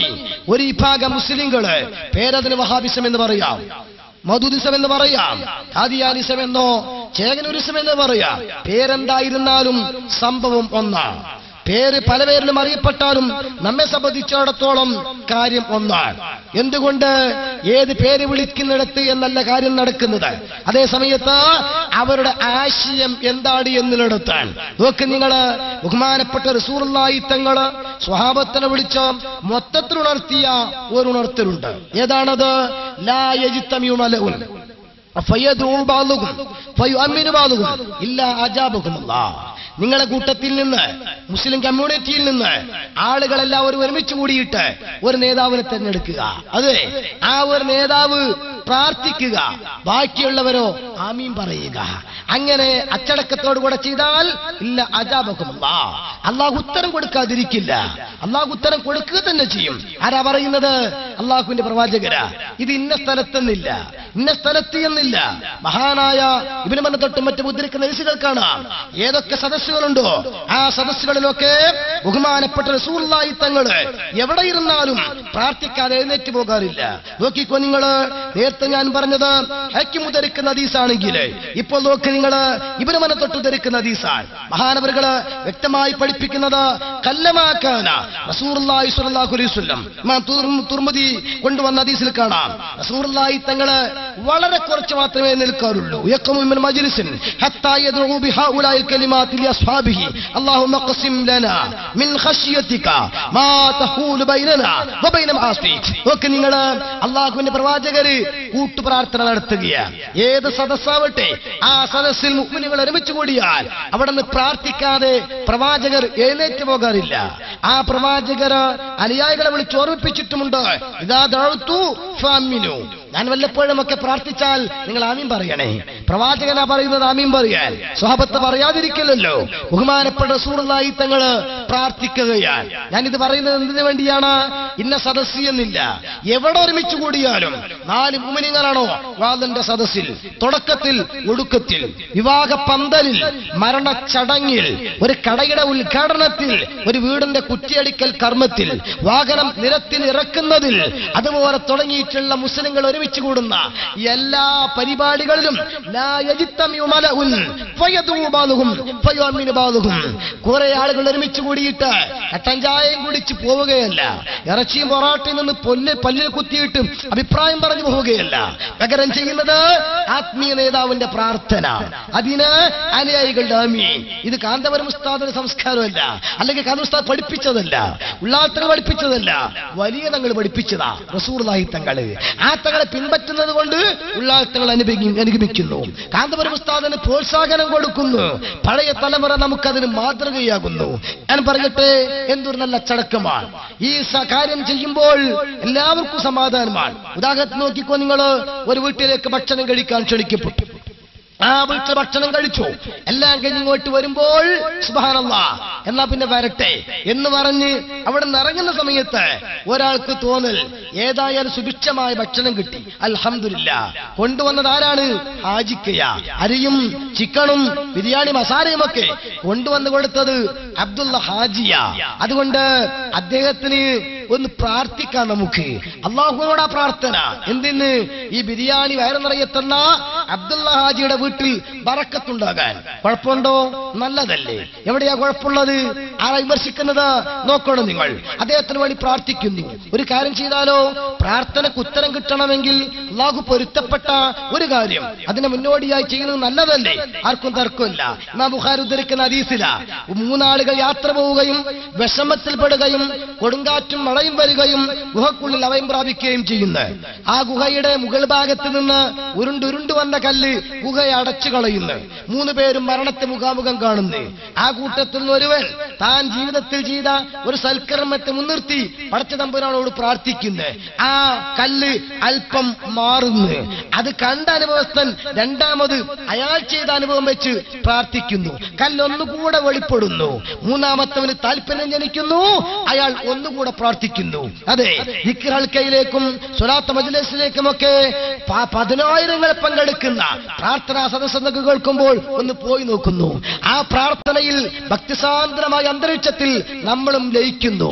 ആമീൻ പറയുന്നു. 2 ആഴ്ചയുടെ ഉള്ളിൽ നമ്മുടെ മുറാദ് ഹാസിലാകുന്നു. കൂടുതൽ നാം അനുഭവം ആളുകളോട് പറയുന്നു. അവരും മുട്ടിപ്പടിയിൽ സ്വലാത്ത് മജ്ലിസിലെത്തുന്നു, മർക്കസ് അഹ്ലിയ ദിക്ർ ഹൽക്കയിലെത്തുന്നു. അതുപോലെ തന്നെ കുറ്റാടി സിറാജുദ്ദീനിലേക്ക് നേർച്ചയാക്കുന്നു. അതുപോലെ തന്നെ മടവൂർ മക്കാമിലേക്ക് പോകുന്നു. ഞാൻ പറയുന്നത് ഇങ്ങനെ പലരും അനുഭവത്തിന്റെ യാഥാർത്ഥ്യം മനസ്സിലാക്കുന്നത് പോലെ ഇവിടെ 3ാമത്തെ ആളെ മനസ്സിലാക്കി പ്രാർത്ഥിച്ചു. പൂർണ്ണമായി വിഷമത്തിൽ നിന്ന് രക്ഷപ്പെട്ടു. അവര് ആ വഴി യാത്ര തുടർന്നു. ഈ അധ്യാപനം പഠിപ്പിക്കുന്നത് പ്രവാചകരാണ്. സംഭവം ഉദ്ധരിക്കുന്നത് ബുഖാരിയ. 22 കാരറ്റുള്ള ഹദീസാണ്. വഴിഫാക്കാൻ പറ്റിയതല്ലോ. അപ്പൊ അള്ളാഹു പൊരുത്തപ്പെട്ട ഒരു സൽക്കർമ്മം മുന്നിൽ വെച്ച് പ്രാർത്ഥിച്ചാൽ അള്ളാഹു സ്വീകരിക്കും എന്ന് പ്രവാചകൻ പഠിപ്പിച്ചതുകൊണ്ട് ആത്മീയ നേതാവിന്റെ കൽപ്പന വരുന്നു, മക്കളെ ഒരു സൽക്കർമ്മം ചെയ്യണം. ഇവിടെ വെച്ച് മുടക്കില്ലാതെ ചെയ്യാൻ പറ്റിയ നല്ല സൽക്കർമ്മം ഏതാണത്? വിശുദ്ധ ഖുർആന്റെ പാരായണം. ആർക്കും തർക്കമില്ല. ഖുർആൻ പാരായണം ചെയ്യാൻ പറ്റില്ലെന്ന് ആരും പറയില്ലല്ലോ. കുറുക്കെഴുതാൻ പറ്റുമോ? പിഞ്ഞാണത്തിലേതി കുടിക്കാൻ പറ്റുമോ? അരയിലേതി കെട്ടാൻ പറ്റുമോ? അവിടെയല്ലേ തർക്കമുള്ളത്. കടന്നു വരാം സമയ സന്ദർഭം പോലെ. വിതരണം നടത്തപ്പെടുന്ന ലഘുലേഖകളാണല്ലോ സംസാരിക്കുന്നത്. അതുകൊണ്ട് ആ ഭാഗത്തേക്ക് ഞാൻ കടന്നു വരും. പാരായണം നടത്തുന്നിടത്താർക്കും കുഴപ്പം കാണില്ലല്ലോ. എങ്കിൽ ഖുർആൻ പാരായണം ചെയ്യാം. പക്ഷേ 30 ജുസുള്ള ഖുർആൻ 6 ചില്ലാനം ആയത്തുകൾ പെട്ടെന്ന് തീർക്കാൻ പറ്റുമോ? ഇല്ല. എങ്കിൽ പിന്നെ നമുക്ക് 1-2 സൂറത്തുകൾ ഒന്ന് ഓതാം. ഏതാ ഓതേണ്ടത്? വെരി ഇമ്പോർട്ടന്റ് സൂറത്താവാം. ഉമ്മുൽ കിതാബ് ഫാത്തിഹ സൂറ. നമുക്കൊന്നുകൂടെ ഓതിക്കൂടെ? അത് ഓതണമോ? ഒരു കാര്യം ചെയ്യാം. ഏതൊരു കാര്യവും തുടങ്ങണമെങ്കിൽ അതിനൊരാളുടെ കൽപ്പന വരണ്ടേ? ഏതൊരു കാര്യമായാലും സ്കൂളിൽ ബെല്ലടിക്കണം, ആവശ്യമാണതല്ലേ? ഹാജർ എടുക്കണം. ബസ് പോകണമെങ്കിൽ ക്ലീനറുടെ വിശിലടി കേൾക്കണം. ഏതൊരു കാര്യത്തിനും അതിന് പ്രത്യേക തെളിവിന്റെ ഒന്നും ആവശ്യമില്ല. അതുകൊണ്ടാണ് നിസ്കരിച്ച് സലാം വീട്ടിയിരിക്കുമ്പോ ആളുകൾ അന്തമിട്ട് നിൽക്കുമ്പോ സുബ്ഹാനല്ലാഹ് അന്തമിട്ട് നിൽക്കേണ്ട ചെല്ലിക്കോ തസ്ബീഹ്. ഇത് അറിയാത്തത് കൊണ്ടല്ല, പക്ഷെ അവന് തട്ടി ഉണർത്തുകയാണ്. അല്ലേ? തട്ടി ഉണർത്താൻ ഖുർആന്റെ കൽപ്പനയുമാണ്. ഫദക്കിർ ഫഇന്ന ദിക്റ തൻഫഉൽ മുഅ്മിനീൻ. നിങ്ങൾ അറിയുന്ന കാര്യം ഒന്ന് ഓർമ്മിപ്പിച്ചു കൊടുക്കുക, മുഅ്മിനീങ്ങൾക്ക് ഉപകരിക്കുന്നതാണ്. അല്ലാത്തവരും മൂടും തട്ടി പോവുകയും ചെയ്യും. എങ്കിൽ പിന്നെ ഇഖ്റ വൽ ഫാത്തിഹത, അതിന്റെ ഷോർട്ട് രൂപമാണ് അൽ ഫാത്തിഹ. അല്ലേ? ഫീലും പായും കളഞ്ഞ് മഫൂലൊക്കെ ബാക്കിയാക്കും. അത് ഗ്രാമർ സിസ്റ്റം ആദ്യം പഠിച്ച ആളുകൾക്ക് അറിയാം. ഏതായാലും അൽ ഫാത്തിഹ ഇത് പറയുമ്പോൾ കേൾക്കേണ്ട താമസം. അച്ചടക്കബോധമുള്ള അനുയായികൾ എല്ലാവരും ഒരേ ശബ്ദത്തിൽ ചുണ്ടുകൊണ്ട് മന്ത്രിക്കാൻ തുടങ്ങിയ ബിസ്മില്ലാഹിർ റഹ്മാനിർ റഹീം അൽഹംദുലില്ലാഹി റബ്ബിൽ ആലമീൻ. ഇത് ശിർക്കുണ്ടോ? അനാചാരമുണ്ടോ? ഫാത്തിഹയിൽ ശിർക്കുണ്ടോ? സുബ്ഹാനല്ലാഹ്. ഉപ്പും പൊയ്ത്തു പോകുമോ? ഇല്ലല്ലോ. ഉപ്പ് പൊയ്ത്താൽ പിന്നെ പൊയ്ക്കുന്നതിന് എന്താ മരുന്നിടുക? ഇല്ല. ഫാത്തിഹയിൽ ശിർക്കുണ്ടെങ്കിൽ പിന്നെ ശിർക്കിന് വേറെ മരുന്നുണ്ടാവൂല. അതുകൊണ്ട് ഫാത്തിഹ സൂറത്ത് ഓതുകയാ. അടുത്ത പിന്നെ ഏതാ സൂറത്ത് ഓതുന്നത്? സുലുസുൽ ഖുർആൻ. സുലുസുൽ ഖുർആൻ തൃശ്ശൂർ ജില്ലയിലെ പരിപാടി. നല്ലൊരു മൈക്ക് അവിടുന്ന് കിട്ടി. റോഡ് സൈഡിലായിരുന്നു പരിപാടി. നല്ല കശയ്ക്ക മറുപടിയും. അപ്പൊ അതെല്ലാം പാടെ കഴിഞ്ഞ് വീട്ടിൽ എത്തിയപ്പോൾ മണി 2:30. പിന്നെ കിട്ടി ഉറക്ക 2.5 മണിക്കൂറും. എല്ലാം പാടെ കൂടിയപ്പോഴേക്ക് സൗണ്ട് ബോക്സ് ലേശം തകരാറില്ല. അപ്പം വരുന്ന വിഷമത്തിൽ സഹിക്കുക, പിന്നെ ക്ഷമിക്കുക. എന്തെങ്കിലുമൊക്കെ തകരാറ് തിരിയാത്ത മറ്റൊക്കെ ഉണ്ടെങ്കിൽ. ഏതായാലും ഞാൻ പറഞ്ഞുകൊണ്ട് പറഞ്ഞത് ഈ നിലക്ക് ഫാത്തിഹ സൂറത്ത് ഓതി. അടുത്ത് തന്നെ വന്നു ഏതാണ്? സുലുസുൽ ഖുർആൻ. ഖുർആനിന്റെ 1/3 ഭാഗം ഏതാണത്? ഖുൽ ഹുവല്ലാഹു. അല്ലാഹ് സൂറത്ത് തൗഹീദ, സൂറത്തുൽ ഇഖ്ലാസ്. തൗഹീദിന്റെ ഐൻ ശിർക്ക് വരില്ല എന്ന കാര്യം ഉറപ്പാ. 3 പ്രാവശ്യം പാരായണം നടത്താം. കുഴപ്പമുണ്ടോ? റബ്ബിൽ ഫലക്കും റബ്ബിൻ നാസും പ്രത്യേക അന്തരീക്ഷത്തിൽ റസൂലുള്ളാഹിക്ക് ജിബ്രീൽ ഇറക്കി കൊടുത്തത് തർക്കമില്ല. ഇത് അങ്ങോട്ട് ഓതുന്നു, കുഴപ്പമില്ല. ഇത് ഓതിക്കഴിഞ്ഞ ശേഷം പറയുന്ന വാക്കെന്താണ്? അല്ലാഹുമ്മ ഉസ്ൽ വബല്ലിഗ് മിസ്ല സവാബി മാ ഖറഅനാ ഒമാ സ്വല്ലൈനാ പടച്ചതമ്പുരാനെ ഞങ്ങളിപ്പോൾ ഖുർആൻ ഓതി, നീ അത് സ്വീകരിക്കണം. ആദ്യം സ്വീകരിക്കാൻ അപ്ലിക്കേഷൻ കൊടുക്കുക, എന്നിട്ട് ബാദൽ ഖബൂലി മിന്ന സ്വീകരിച്ച ശേഷം ഔസ്ലി മിസ്ല ദാലിക അതുപോലത്തെ പ്രതിഫലം നീ എത്തിച്ചു കൊടുക്കണം. ആര്? ഞങ്ങളെ കൂട്ടത്തിൽ നിന്ന് മരിച്ച ആളുകളുണ്ട്, ഉസ്താദുമാരുണ്ട്, മാതാപിതാക്കളുണ്ട്. മരിച്ചവരെ ഒരു സെക്കൻഡെങ്കിലും ഓർക്കാൻ കിട്ടുന്ന ടൈം ബുദ്ധിയല്ലേ, ന്യായമല്ലേ? മരിച്ചവരുമായിട്ട് നാം പ്ലാസ്റ്റിക്കിന്റെ ഗ്ലാസും കടലാസിന്റെ പ്ലേറ്റും കല്യാണത്തിന് കൊണ്ടുവന്ന് ആവശ്യം കഴിഞ്ഞാൽ വെയിറ്റ് പാത്രത്തിലേക്ക് വലിച്ചെറിയുന്ന പോലെ മരിച്ച വാപ്പാനെ പള്ളിക്കാട്ടിൽ കൊണ്ടുപോയിട്ട് ഉപേക്ഷിച്ചു പോകുന്ന ആൾക്കാരാ. വേണോ? അല്ല. അങ്ങനെ പ്ലേറ്റ് പോലെയാകരുത്, പഴയ കാലത്തെ പ്ലേറ്റ് പോലെയാകണം. അതുകൊണ്ട് നമുക്കതുമായിട്ട് കണക്ഷൻ പോകണം. അതുവേണ്ടി ഖുർആൻ പഠിപ്പിക്കുന്നത് എന്താണ്? പല പ്രാർത്ഥനകളും പഠിപ്പിച്ചു. കൂട്ടത്തിൽ പ്രാർത്ഥന റബ്ബനാ ഗഫിർ ലനാ വലിഖ്വാനിനാ അല്ലദീന സബഖൂനാ ബിൽ ഈമാൻ വലാ തജ്അൽ ഫീ ഖുലൂബിനാ ഗില്ലൻ ലില്ലദീന ആമനൂ റബ്ബനാ ഇന്നക റഊഫുർ റഹീം. ചില സുഹൃത്തുക്കൾക്കൊക്കെ അബദ്ധം പിടിയാറുണ്ട് ഇവിടെ എന്ന് പറഞ്ഞാൽ തൗഹീദും ഇസ്ലാം മനസ്സിലാക്കുന്നിടത്ത് എന്താണത്? അവർ ഖുർആൻ സുന്നത്തുമൊക്കെ വല്ലാതെ മുറുക്കി പിടിച്ചു പോവുകയാണ്.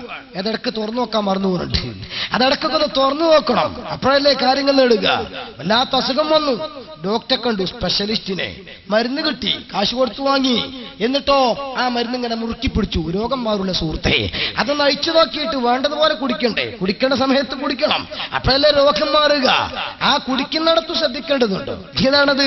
ഡോക്ടർ പറഞ്ഞു 3 സമയം കുടിക്കണം, 3 നേരം. ഈ ഗുളികയോ ഇത് 2 നേരം, മറ്റേതോ സുഖം വേദന വരുമ്പോൾ 1. ഇയാൾ തിരിച്ചു ചോദിക്കുകയാണ്, എന്താ അങ്ങനെ ദിവസം 3 എണ്ണം കുടിക്കണമെന്ന്? എന്താണ് 5 എണ്ണം അങ്ങോട്ട് കഴിച്ചാൽ പെട്ടെന്ന് സുഖാവൂലേ രോഗം? അല്ലെങ്കിൽ 1 കഴിച്ചാൽ പോരെ എന്ന് പറഞ്ഞാൽ ഡോക്ടർ സീറ്റ് തിരിച്ചു പോകും. അതിന്റെ ബേക്കിൽ ഒരു ഗുളികയും കൂടെ എഴുതും. എന്തിനാ? സുഖമില്ലാത്ത ഗുളിക. എന്ത്? ഇതാണ് സംശയം ചോദിക്കാറില്ല. അത് എത്ര പ്രാവശ്യം എന്ന് ഡോക്ടർ നിർദ്ദേശിച്ചാൽ അന്ധമായ അനുകരണം. ഇതാ തഖലീദ് എന്ന് പറയുന്നത്. അപ്പൊ നിസ്കാരത്തിന് ശേഷം 33 സുബ്ഹാനല്ലാഹ്. എന്താണ് 33ന്റെ കണക്ക്? പടച്ചോൻ എണ്ണി കണക്കാക്കണോ? മരിച്ചു കഴിഞ്ഞാൽ 70,000 ദിക്ർ. എന്താ 70,000ന്റെ കണക്ക്? 400 സ്വലാത്ത് 4440. എന്താ 10 കണക്ക്? 5000 ആയിക്കൂടെ? സുഖമില്ലാത്തതിന് വേറെ ഗുളിക എഴുതണം. എന്തുകൊണ്ട്? ആത്മീയ ഡോക്ടർമാർ എങ്ങനെയാണ് പഠിപ്പിച്ചത് അങ്ങനെ തന്നെയാ വേണ്ടത്. വിമർശിക്കാനല്ല, വിലയിരുത്താൻ വേണ്ടി ഞാൻ പറയാൻ, ചിന്തിക്കാനും മനസ്സിലാക്കാനും പറയാ. ലഘുലേഖകളൊക്കെ പലതും നടക്കും, പക്ഷേ നിങ്ങൾ ബുദ്ധി പണയപ്പെടുത്തരുത്. അതിനുവേണ്ടിയാണ് ഞാൻ പറയുന്നത്. ഇരിക്കട്ടെ, ഖുർആന്റെ പാരായണം കഴിഞ്ഞപ്പോൾ പ്രാർത്ഥന പടച്ചതമ്പുരാനെ ഞങ്ങളെ കൂട്ടത്തിൽ മരിച്ച ഒരുപാട് ആളുകളുണ്ട്, അവരുമായിട്ട് കണക്ഷൻ കൊടുക്കണമെന്നാണ് ഖുർആനിന്റെ അധ്യാപനം. റബ്ബനാ ഗഫിർ ലനാ വലിഖ്വാനിനാ അല്ലദീന സബഖൂനാ ബിൽ ഈമാൻ. റബ്ബേ, വിശ്വാസ ബാന്ധാവിൽ ഞങ്ങൾക്ക് മുൻകഴിഞ്ഞു പോയ ഒരുപാട് മഹത്തുക്കൾ, സത്യവിശ്വാസികൾ, അവർക്ക് നീ പുറത്തു കൊടുക്കണം. ഞങ്ങളെ സഹോദരന്മാരാണ് അവർ.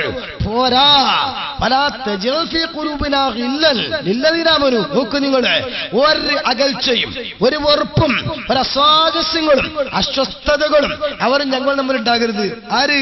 മരിച്ചുപോയ ആൾക്കാർ ഞങ്ങൾ തമ്മിൽ. പോകട്ടെ, മരിച്ചുപോയില്ലേ, ഗ്യാരണ്ടി തീർന്നതാ. ഇനി എന്തിനാ? ഇല്ല. ഉപഭോഗ സംസ്കാരം പാശ്ചാത്യന്റെ ഏർപ്പാടാ. ഇസ്ലാമിൽ അങ്ങനെയല്ല. എത്ര പഴയതായാലും ഇസ്ലാം അവരെ സ്വീകരിക്കുകയാണ്, അംഗീകരിക്കുകയാണ്.